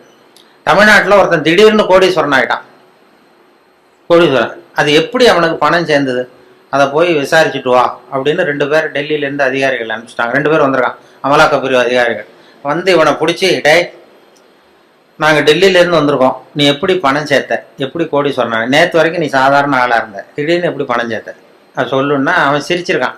இதுக்காகவாது சார் டெல்லியிலேருந்து மெனக்கிட்டு வந்தீங்க, நான் ஒன்றும் தப்பான வழியில் பணம் சேர்க்கலை சார், நான் வந்து சரியான வழியில் தான் சேர்த்தேன், பந்தயம் கட்டியே பணக்காரன் ஆகிட்டேன். நான் பந்தயம் கட்டி எப்படிடா பணம் சேர்க்க முடியும் அப்படின்னா, நான் ஆகிட்டேன் சார், நீங்கள் நம்புங்க. நம்ப முடியாது அப்படின்னா உங்ககிட்டயே ஒரு பந்தயம் கட்டி காட்டவான்றான். விசாரிக்க வந்தவங்ககிட்ட என்னடா பந்தயம்? ஆனால் இதை பாருங்க, இது என் கண்ணு, இது என் பல்லு, என் கண்ணை என் பல்லாலேயே கடிக்கிறேன், எவ்வளவு பந்தயம்ன்றான். 100 ரூபாய் எடுத்து வச்சானா விசாரிக்க, 100 ரூபாய் இதை ப்ரூவ் பண்றான் அப்படின்னு. அப்படியே ஒரு கண்ணை எடுத்துட்டான், அது பளிங்கு கண்ணு, ஏற்கனவே பளிங்கு கண்ணை வச்சிருக்கான், அதை எடுத்து கடிச்சுட்டான். வந்தவன் 100 ரூபாய் விட்டுட்டு நிக்கிறான்.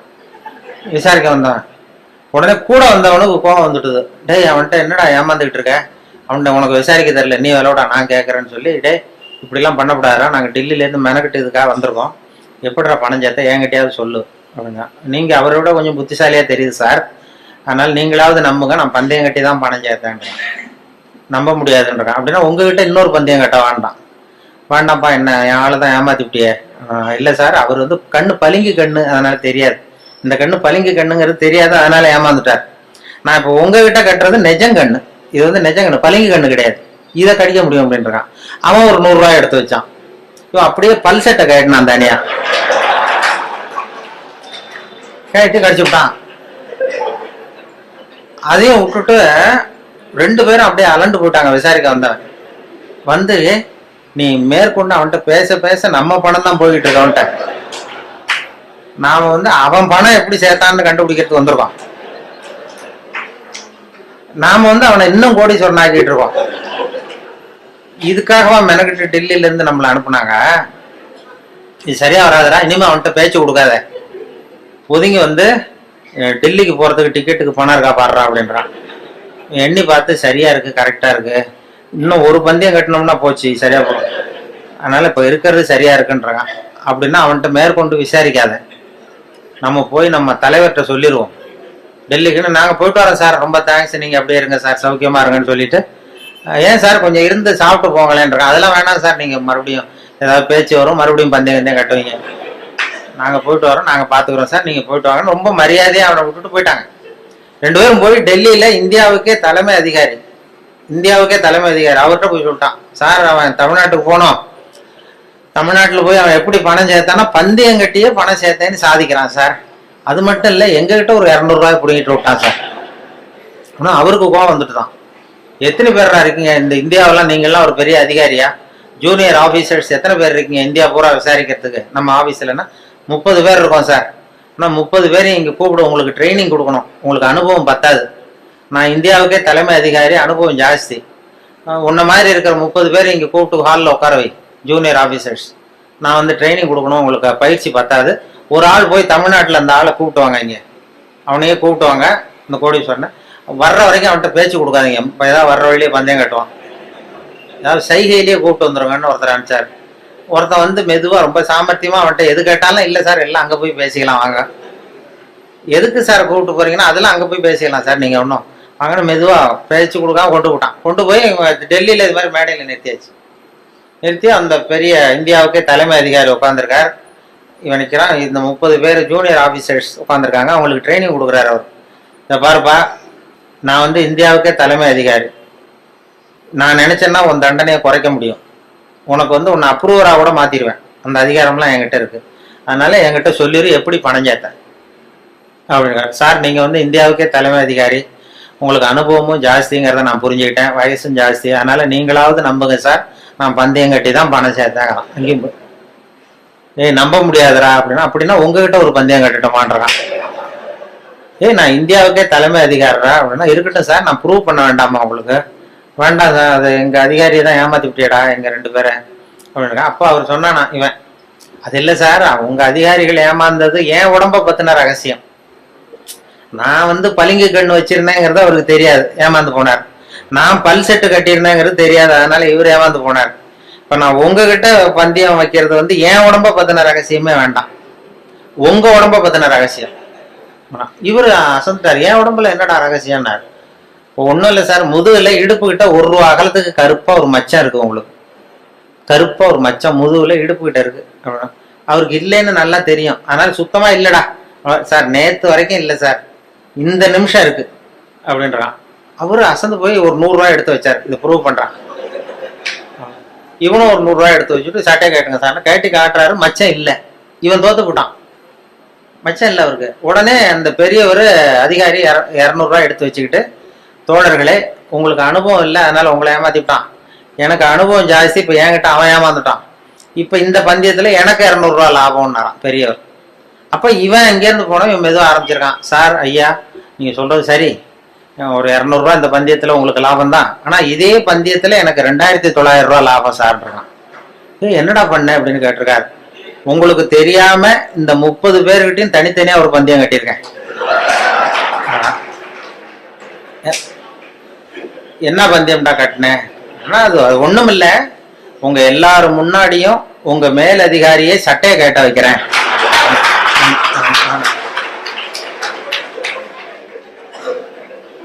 அதனால சரியா போச்சு சார், 2900 கொடுங்க சார் வாங்கிட்டான். அவரு அசந்து போய் சாரை கொண்டு போய் பக்கத்து ரூம்ல யாராவது விட்டுட்டு வாங்க, அவர்கிட்ட இனிமே யாரும் பேசாதீங்க சார், மரியாதையை அவரை நடத்துங்கன்னு சொல்லி கொண்டு உட்கார வச்சுட்டு, அதுக்கப்புறம் பார்த்து தோழர்களே, உங்களுக்கு நான் சொல்ல விரும்புறது என்னன்னா, இனிமே யாரும் தமிழ்நாட்டு பக்கம் விசாரிக்க போகாதீங்க, நீங்க போனா மத்திய பிரதேசம் உத்தரப்பிரதேசம் அப்படி எங்கேயாவது போங்க, தமிழ்நாட்டுக்கு போகாதீங்க அப்படின்ட்டாராம். அப்புறம் இத சொன்ன, இத பத்திரிகையில செய்தியை வச்சுக்கிட்டே இப்படி ஒரு கதையை உண்டு பண்ணி, இது ராணுவத்துல வேற மாதிரியான ஒரு ஜோக், அதை கொஞ்சம் மாதிரியா மாத்தி ஒரு கதையை உண்டு பண்ணி இதை ரேடியோவில் சொல்லிட்டேன். சொன்னதும் என்னாச்சு, அந்த ஒரு மந்திரி கிட்ட இருந்து ஒரு பிஏ வந்தார். அப்ப இருந்த மந்திரி அவரு பிஏ என்ன பண்ணுவாருன்னா, அந்த மந்திரி எப்போதும் இந்த இன்னொரு தகவல் கேட்டுட்டு உடனே அவர் பிஏ அனுப்புவாரு, என்கிட்ட அனுப்பி, இன்னைக்கு இந்த 20ஆம் தேதி ஒன்று சொன்னாரு, அதனுடைய காப்பி ஒன்று வாங்கிட்டு வா, இந்த மேடையில பேசுறதுக்கு எனக்கு வேணும் அப்படின்னு கேட்டு வழக்கமா வாங்கிக்கிறது வழக்கம். இந்த மாசத்துல தேதியை குறிச்சு அனுப்புவார். இந்த 8ஆம் தேதி ஒலிபரப்பானது, 10ஆம் தேதி, 12ஆம் தேதி, இதெல்லாம் ஸ்கிரிப்ட் வாங்கிட்டு வா, மேடை பேச்சுக்கு எனக்கு வேணும்னு கேட்பாரு. உடனே நாங்களும் அவர் அந்த பிஏ வந்தாருன்னா உடனே ஒரு செராக்ஸ் காப்பி எடுத்து அனுப்பிச்சிருவோம். இந்த கதையை சொன்னப்போ வந்துட்டார், இதை உடனே வாங்கிட்டு வான்னு அன்னைக்கு ஆள் வந்தது. உடனே நான் ஒரு காப்பி எடுத்து கொடுத்துட்டு, அப்புறம் நாங்க மனசுல நினைச்சுக்கிட்டோம், பாருங்க அவரே இதை வாங்கிட்டு போறாரு, சொல்லப்பட்டதே அவரை பத்தி தாங்கிறது தெரியாம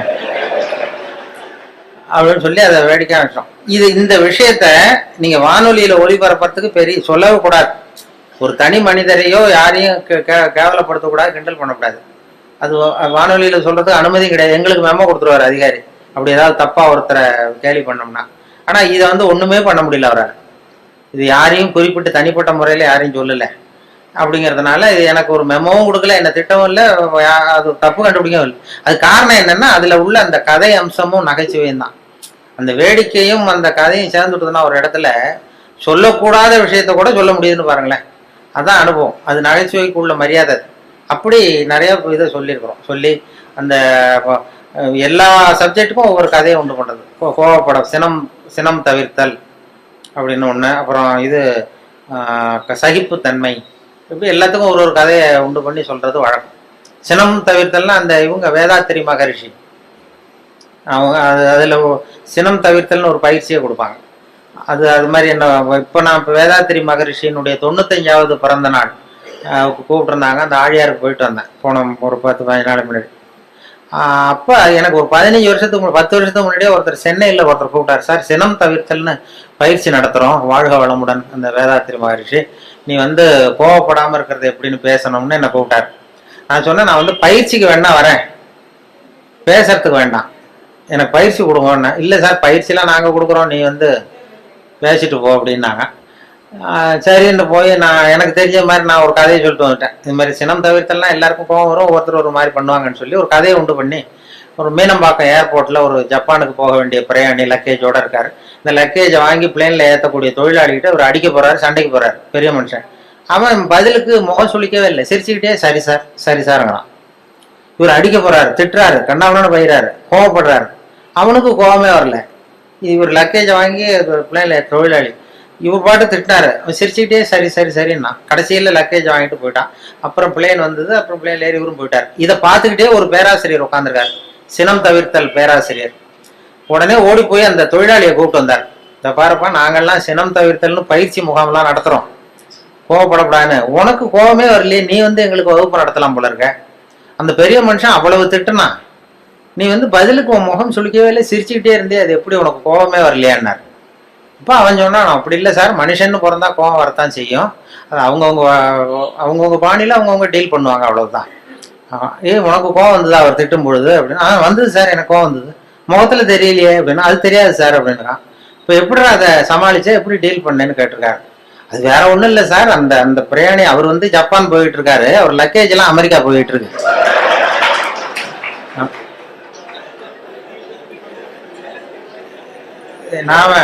நாம எதுக்கு சார் அனாவசியமா வந்துட்டு சண்டை போடுறோம்?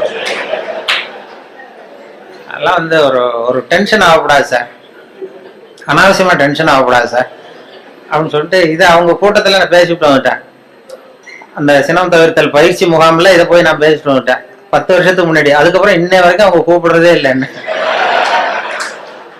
இல்லை. அப்புறம் இப்போ கேட்டேன் ஒரு 10-15 நாளைக்கு முன்னாடி அவரை பார்த்து, ஏன் சார் மறுபடியும் ஒரு பயிற்சி முகாம்னா கூப்பிடுங்களேன் வரேன். அவங்க என்ன வேணாம் சார், நீங்கள் பயிற்சிக்கு வேணா வாங்க, பேசுறதுக்கு வேண்டாம், நாங்கள் பார்த்துக்கிறோம் அப்படின்ட்டார். ஏன்னா அவங்க ஒரு முறையாக அதை சொல்லி கொடுக்குறாங்க, கோவப்போட மனசை எப்படி கட்டுப்படுத்துறது, மனசை எப்படி பயிற்சி பண்ணுறதுன்னு சொல்லி கொடுத்துட்டு இருக்கிறாங்க. அதில் போய் இப்படி குழப்பிட்டு நாங்கள் சொல்லி கொடுக்குறதையும் மறந்துடுவாங்க சார், வேண்டாட்டான் அப்படி ஆகிடும். சினம் தவிர்த்தல்ங்கிறது ஒரு பெரிய பயிற்சி முகாமாக நடத்தி இது பண்ணிட்டு இருக்கிறாங்க. அது மாதிரி தான் சகிப்புத்தன்மையை பற்றியும் சொல்கிறது, இதெல்லாம் ரேடியோவில் அப்பப்போ சின்ன சின்ன கதையை சொல்கிறது தான். இது அவர் ஏன்னா அவர் செயலாளருங்கிறதுனால அவர்கிட்ட எப்போதும் கேட்டுக்கிறது, எவ்வளோ நேரம் சார் பேசணும்னு முதல் தடவை வந்தப்போ கேட்டேன். நீங்கள் எவ்வளோ நேரம் வேணாலும் பேசுங்க சார், நாங்கள் 10 நிமிஷத்துக்கு மேலே உட்காந்துருக்க மாட்டோம் அப்படின்னாரு. அப்படி ஆரம்பிச்சவர் அவர். அதனால எப்போ முடிக்கணுங்கிறத கரெக்டாக சொல்லு அப்படின்னு சொல்லி முதல் கூட்டத்தில் எதிரில் உட்கார வச்சு ஒரு சிக்னல் கொடுத்தேன். அதாவது தலையை சொரிய சொல்லி, எப்போ முடிக்கணும்னு தோணுதோ அப்போ தலையை சொரிங்க, நான் முடிச்சுக்கிறேன் அப்படின்னு சொல்லி அவரை உட்கார வச்சு அது மாதிரி பண்ணிட்டு இருந்தேன். அது ஏன்னா இப்போ கும்பகோணத்தில் அது மாதிரி ஒரு கூட்டத்தில் ஆரம்பிச்சது. என் தம்பி சின்னம்மா பையன் தான் அங்கே அந்த ஒரு கிளப்பில் செக்ரட்டரி, அந்த டவுன் ஹால்னு ஒன்று. அவன் ஒருத்தர் இது மாதிரி கிளப் மெம்பருக்கு கூப்பிட்டு என்ன பேச சொன்னான். எவ்வளோ நேரம் பேசுனா, நீ பாட்டுக்கு பேசு அப்படின்னா. அப்போ எப்போ முடிக்கணும்னு தோணுதோ நீ உட்காந்துக்கிட்டு தலையை சொல்லி நான் பார்த்து முடிச்சுக்கிறேன் அப்படின்னா. சரின்ட்டு வந்து உட்காந்துட்டான். வந்து பெரியவர்களே தாய்மார்களே என்னதும் உடனே சொல்லி ஆரம்பிச்சான். ஏன்பா நீ முடிச்சுக்க சொல்றியான்னா, இல்லை இல்லை அரிக்குதுன்னு சொல்றீங்க நீ, அது அது இனிமே பார்த்துக்க ஜாக்கிரதையா இருக்கேன்னா. அப்புறம் ஒரு மணி நேரம் தலையை அரிச்சா கூட பல்ல கடிச்சிட்டே உட்காந்துருந்தான் அந்த. அது மாதிரி அவர்கிட்ட சொன்னது அது பேச்சுங்கிறது அது மாதிரி சொல்லுவாங்க. ஏன்னா பேச்சாளர்கள் வந்து அவங்களுக்கு வந்து இந்த நேரம் ஆரம்பிக்கிறப்ப சிரமப்படும், அவர் முடிக்கிறது தெரியாது, எங்கே முடிக்கிறது என்னன்னு ஒன்றும் புரியாது, அவங்க பாட்டு போயிட்டே இருப்பாங்க. அது ஒருத்தர் சொன்னாராம், நீங்கள் தோழர்களே நீங்கள் எல்லாரும் காக்காயை பார்த்து ஒத்துமையை கற்றுங்க, காக்காயை பார்த்து ஒத்துமையை கற்றுங்க, கிளியை பார்த்து அன்பை கற்றுக்குங்க அப்படி இப்படின்னு சொன்னாராம். இது மாதிரி புறாவை பார்த்து ஒத்துமையை கற்றுக்குங்க அப்படின்னாரு. அப்போ ஒருத்தர் கோபமாக எழுந்துச்சு, நீ நேரத்தை பார்த்து பேச கற்றுக்குங்க. அது மாதிரி வந்தோம் அப்படியே உபதேசம் மாதிரி பண்ணிட்டு இருந்தா அப்படி. ஆனால் பேச்சு வந்து சொல்லுவாங்க, அது வேடிக்கையாகவே சொல்றது உண்டு. ஒருத்தர் பேசிகிட்டே இருந்தாராம், ரொம்ப நேரம் பேசிகிட்டு இருந்திருக்காரு. சார் நான் எவ்வளோ நேரம் போனது தெரியல, உங்கள் பொறுமை தெரியல, நான் பேசிகிட்டே இருந்துட்டேன், கடிகாரத்தை கூட பார்க்க மறந்துட்டேன் சார் அப்படின்னாராம் பேச்சாளர். கடிகாரத்தை கூட பார்க்க மறந்துட்டேன், என்னை மன்னிச்சுங்க, ரொம்ப நேரம் பேசிட்டேன் போல் இருக்கு. ஆனால் ஒருத்தர் கோபமாக எழுந்திரிச்சு சொன்னாராம், ஏன் கடிகாரத்தை தான் பார்க்க மறந்த, பின்னாடி மாட்டி இருக்கிற காலண்டரையாவது பார்க்க கூடாதா அப்படின்னா. வாரக்கணக்கில் பேசிக்கிட்டு இருந்திருக்கான், முதல் நாள் ஆரம்பிச்சு மறுநாள் முடிகிற வரைக்கும் அப்படி ஆரம்பிச்சிருவாங்க. அப்படிதான் அந்த சொல்லுவாங்க. அவர் சொன்னது என்னன்னா, இது அந்த காலேஜ்லேருந்து பரிசோதனை, அது ஜோக்கு இல்லை, அது ஒரு சம்பவம் சொல்லிக்கிட்டு இருந்தேன் காலையில். அதாவது இந்த இவங்க இதில் மாநில கல்லூரியிலேருந்து மனோதத்துவ பேராசிரியர் ஒருத்தர் வந்தார். அவர் மாணவர்களெல்லாம் அழைச்சிட்டு வந்தார் என்கிட்ட. வானொலியில் வேலை பார்க்குறப்போ இந்த பிரசிடென்சி காலேஜிலேருந்து சைக்காலஜி ப்ரொஃபஸர் அவர் சில ஸ்டூடெண்ட்ஸ் எல்லாம் அழைச்சிட்டு வந்தார் என்கிட்ட. வந்து சார் நாங்கள் ஸ்டூடெண்ட்ஸோடு வந்திருக்கோம், உங்ககிட்ட உங்களுடைய ஒத்துழைப்பு தேவைன்னாரு. என்ன செய்யணும் சார்னா, உங்களை கொஞ்சம் டெஸ்ட்லாம் பண்ணணும், சோதனை பண்ணணும்னாரு. ஏன் சார் நான் என்ன பைத்தியமா அப்படின்னேன். மனோதத்துவ பேராசிரியருங்கிறீங்க, என்ன வந்து சோதிக்கிறதுக்கு என்ன இருக்கு? இல்லை சார், எங்கள் பாடத்திட்டத்திலேயே இது ஒரு அம்சம், அதனால நாங்கள் வந்து ஒரு பயிற்சி கொடுக்கறது மாதிரி, டாக்டர்களுக்கெல்லாம் அப்புறம் படிப்பு முடிஞ்ச பயிற்சி கொடுக்குறாங்களா, அது மாதிரி பயிற்சி இது. அதனால வந்து சரி சார் நான் என்ன பண்ணணும்னு, எங்கள் ஸ்டூடெண்ட்ஸ்லாம் ஒரு கேள்வி கேட்போம், நீ பதில் சொல்லணும், யோசிக்காமல் உடனே பதில் சொல்லணும். அது யோசிச்சா என்னை பற்றி கௌரவமாக என்ன சில உண்மைகளை மறைச்சிருவேன், அதாவது மனசில் இருக்கிறது அப்படியே வெளில வராதான். கேள்வி கேட்டு முடிச்சதும் டக்குன்னு பதில் சொல்லிடணும். இது ஒரு 10 பேர் கேட்போம், நாங்கள் சொல்லணும்னாரு அந்த பேராசிரியர். சரி சார் கேளுங்க சார் நான் சொல்லிடுறேன் அப்படின்னா. அதே மாதிரி 10 பேரும் அவங்க டக்குன்னு படித்தாங்க கேள்வியை, உடனே பதில் சொல்லிட்டேன். எதுவும் யோசிக்காம கிடுன்னு சொல்லிட்டேன். உடனே அவங்க 10 பேர் பேராசிரியர்லாம் தனியாக போய் உட்காந்து கணக்கு போட்டாங்க எல்லாத்தையும். என் பதிலை வச்சு என்னத்தையும் கணக்கு கூட்டல் கழிச்சு எல்லாம் போட்டு கடைசியில் வந்து என்கிட்ட, சார் உங்கள் கேரக்டர் என்னங்கிறத நாங்கள் முடிவு பண்ணிட்டோம், உங்கள் கேரக்டர் என்னங்கிறத முடிவு பண்ணிட்டோம் அப்படின்னாங்க. என்ன சார் அப்படின்னேன். உங்களை யாராலையும் ஜெயிக்க முடியாது சார் அப்படின்னாங்க. ஏன் அப்படி சொல்கிறீங்க அப்படின்னேன். அது ஏன் உங்களை யாராலையும் ஜெயிக்க முடியாதுன்னு சொல்கிறோம்னா, நீங்கள் எப்பவும் தோற்று போகிறதுக்கு தயாராக இருக்கீங்க. தோத்து போக தயாரா இருக்கிற ஒருத்தரை யாராலையும் ஜெயிக்க முடியாது, இதுதான் உங்க கேரக்டர் அப்படின்னு என்னை பத்தி அவங்க சொல்லிவிட்டு அதுக்கப்புறம் ஒரு புத்தி சொன்னாங்க. இந்த கேரக்டர் உள்ளவங்க எந்த தொழில் தொடங்கினாலும் அது உருப்படாது. அதாவது பிசினஸோ வியாபாரமோ எதை பண்ணாலும் உங்களுக்கு சரியா வராது, அந்த பிசினஸும் வீணா போடும். ஏதோ அதிர்ஷ்டவசமா அரசாங்கத்துல வந்து சேர்ந்துருக்கீங்க, இதுல வந்து உங்களுக்கு ஒன்றும் பெரிய இது ரிஸ்க் கிடையாது. அதனால இந்த மனோபாவம் உள்ளவங்க வந்து வேற வாழ்க்கையில வெற்றி அடைய முடியாது. அதாவது அந்த ஒரு தொழில் துறையிலேயோ ரொம்ப அந்த இது பண்ண முடியாதுன்ட்டார். அதை அந்த ரகசியத்தை அவங்கள்ட்ட சொன்னா அது எல்லாருக்கும் சொல்லுங்கன்னு சொல்லிட்டாரு. இப்போ அது அது மாதிரி அது சில பேர் ஒவ்வொருத்தருடைய கேரக்டருக்கு தகுந்த தொழில் அமையணுமா, அப்படி பண்ணாதான் அது நல்லது. அதனாலதான் சொல்லுவாங்க என்ன சில இந்த இந்த மனோபாவத்துல சில வசதி உண்டு. வாழ்க்கையில வந்து ஜெயிக்கிறது தான் சந்தோஷம்னு நாம நினைச்சுக்கிட்டு இருக்கிறோம். தோத்து போறது தான் உண்மையான சந்தோஷம். அது இப்போ என் பேரனோட விளையாடி தோத்து போகும்பொழுது ஜெயிக்கிறத விட சந்தோஷமா இருக்கு. சின்ன குழந்தைகள்கிட்ட, பக்கத்து வீட்டு குழந்தைகள்கிட்ட நான் விளையாடி தோத்து போறேன், அது எனக்கு ஜெயிக்கிறத விட சந்தோஷமா இருக்கு. தோத்து போறது தான் சந்தோஷம்ங்கிறத தெரிஞ்சுக்கிறதுக்கு எனக்கு 60 வருஷம் ஆயிருக்கு. இது வரைக்கும் ஜெயிக்கிறது தான் சந்தோஷம்னு நினைச்சுக்கிட்டு இருந்தோம். அது இல்லை, அது வாழ்க்கைங்கிற பந்தயத்துல தோற்று போக கற்றுக்கொள்ளுங்கம்மா. வாழ்க்கைங்கிற பந்தயத்துல, ஓட்ட பந்தயத்துல நீங்க ஜெயிக்கிறதுக்கு கத்துங்க. அதாவது ஒரு ஓட்டப்பந்தயம் நடந்துகிட்டு இருந்தான், ஒரு 10 பேர் ஓடிக்கிட்டு இருந்தான். முதல்ல ஒருத்தன் ஓடுறான், அவன் தான் ஜெயிக்க போறான். அந்த வின்னிங் பாயிண்ட் ஜெயிக்கிற கட்டத்துல பின்னாடி வந்தவன் தடுமாறி கீழே விழுந்துட்டான் பந்தயத்துல. உடனே முன்னாடி ஓடிக்கிட்டு இருந்தவன் டக்குன்னு நின்று அந்த விழுந்தவனை தூக்கிட்டு ஓரமா போயிட்டான். விழுந்தவனை தூக்கி அவனை தொடச்சி அவனை ஆசுவாசப்படுத்தி கொண்டு போட்டான். 3வதா வந்தவன் முதல்ல வந்துட்டான். ஜெயிச்சதும் கூப்பிட்டு பரிசு கொடுத்தாங்களாம். இதுல போட்டி முடிஞ்சதும் அந்த 3வதா ஃபர்ஸ்ட் வந்தவனுக்கு பரிசு கொடுத்துட்டாங்க.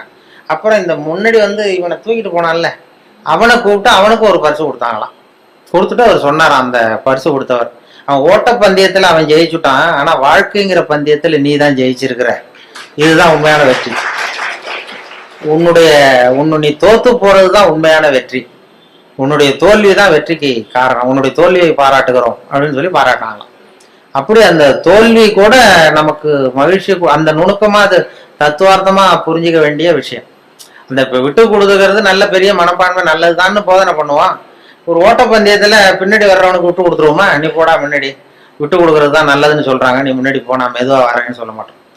அது ஓட்டப்பந்தயம்ங்கிறது வேற, வாழ்க்கைங்கிற பந்தயம் வேற. வாழ்க்கை பந்தயத்துல தோற்று போக கற்றுக்கொள்ளுங்கள் அப்படிங்கிறது ஒரு பெரிய.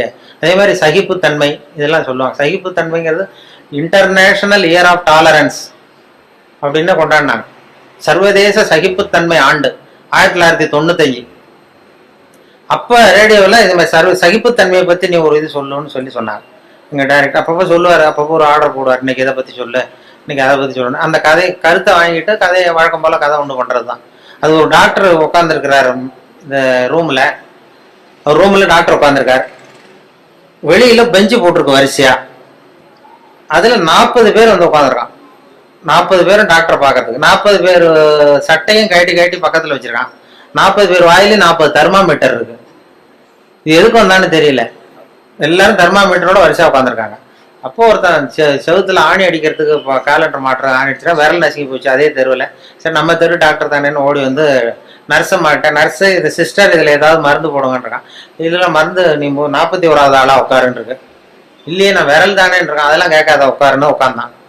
சட்டை கேட்டுன்னு இருக்கு, மறுபடியும் விரலை காட்டிருக்கான். அதெல்லாம் நீ எங்கே அடிபடுவான்னு சட்டை கேட்டுன்னு எல்லாரையும் பாருனதும் எல்லாம் கட்டி வச்சுருக்கான். இவனும் கட்டி வச்சுட்டான். கொஞ்சம் வாயை திறந்ததும் தெர்மாமீட்டர் வச்சுட்டு ஓடி போச்சு. இவன் வாயில தெர்மாமீட்டர் வச்சுக்கிட்டு யோசிக்கிறான், எதுக்கு தெர்மாமீட்டர் வச்சு பாக்குறாங்க, நாங்க விரல் தானே நசுக்கிட்டு வந்தோம் அப்படின்னு பார்த்தா அவன் விரல் நசுக்கிருக்கான்னு எட்டி பாக்குறான். அவனுக்குலாம் நல்லா இருக்கு. சரி எதுக்குடா வந்தேன்னு கேட்கணும்னா வாயை திறக்க முடியல. அவனும் ஏதோ சைகையிலேயே பதில் சொல்றான், வாயில மூடிக்கிட்டு அப்படி இப்படின்னு ஏதோ சொல்றான், புரியல. 40 பேரும் 40 கதையோட உட்காந்துருக்கான். ஆனா 40 பேர் வாயிலையும் தெர்மாமீட்டர், கண்ணு செவந்து இருக்குது, வாய் உப்பி இருக்கு, பதில் சொல்ல முடியல, பேச முடியல, சகிச்சுக்கிட்டு உட்காந்துருக்காங்க. ஒரு 15 நிமிஷம் கழிச்சு நர்ஸ் ஓடி வந்து டெம்பரேச்சர் அவங்க பேர் எல்லாம் குறிச்சுக்கிட்டு டாக்டர் ரூமுக்கு ஓடி போச்சு. இப்படி போனதுக்கு அப்புறம் இவன் ஆரம்பிச்சான். இந்த 41வது ஆள் விரல் நசிக்கிட்டு தானே, உலகம் ரொம்ப கெட்டு போச்சியா, எதுக்கு தெர்மாமீட்டர் வச்சு பாக்குறேன்னு தெரியல உங்களுக்கு. எல்லாத்துக்கும் தெர்மாமீட்டர் வைக்கிறாங்க, சட்டையை கேட்ட சொல்றாங்க, இதை நான் சும்மா விட போறது இல்லை, உண்டு இல்லைன்னு பார்க்க போறேன்னு சொல்றான். அப்ப இந்த 40வது ஆள் அவனுக்கு அட்வைஸ் பண்றான், அந்த பாருப்பா இது மாதிரிலாம் சத்தம் போடாத, இதெல்லாம் வந்தா இது சர்வதேச சகிப்புத்தன்மை ஆண்டு, இது மாதிரி இடத்துலதான் நாம சகிப்புத்தன்மையை கத்துக்கணும். இது மாதிரிலாம் அனாவசியமா அப்படிலாம் சத்தம் போடாது, கொஞ்ச நேரம் மரியாதையா வாழை சுட்டிட்டு மரியாதையா உட்கார் அப்படின்றான் இந்த 40வது ஆள் அவன்கிட்ட. அப்படி சொன்னதும் அவனுக்கு இன்னும் கோபம் வந்துட்டுது. 41வது ஆள் விரல நீ எனக்கு இவ்வளவு புத்தி சொல்றியடா, நீ எதுக்கு வந்த அப்படின்னு இருக்கான். நான் தபால் கொடுக்க வந்தவையா,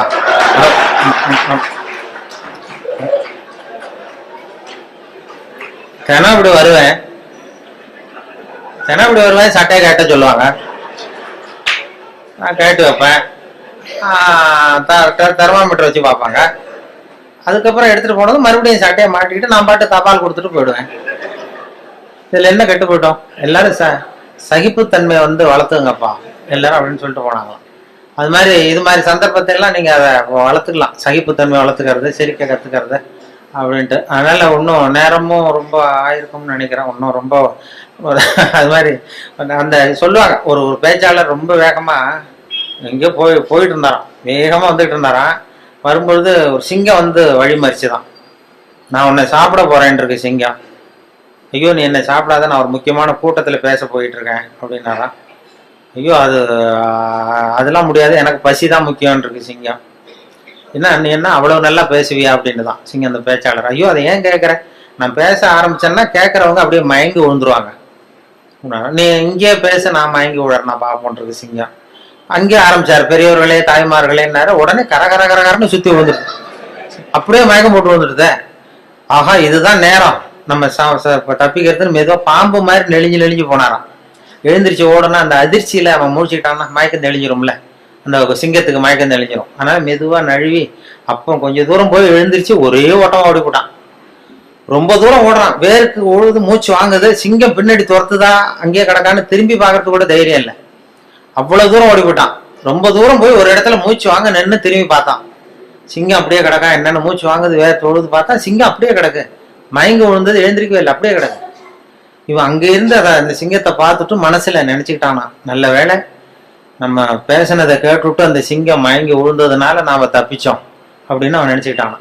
அதே நேரம் அந்த சிங்கம் லேசா ஒரு தலையை தூக்கி ஒரு கண்ணால அவனை பார்த்துதான், பார்த்துட்டு இது நினைச்சுக்கிட்டு தான், நல்ல வேளை மயங்கி விழுந்தது மாதிரி நடிச்சதுனால நாம தப்பிச்சோம், இல்லைன்னா அவன் பேசியே கொண்டிருப்பான் நம்மள அப்படின்னு இதை நினைச்சுக்கிட்டு தான். அது எதுக்குன்னா இப்போ உங்களை எல்லாம் பார்த்தா அந்த சிங்கத்தோட முகம் மாதிரி தெரியுது, ஏன்னா பசி நேரம் வந்துட்டுது, அதனால இதுக்கு மேலே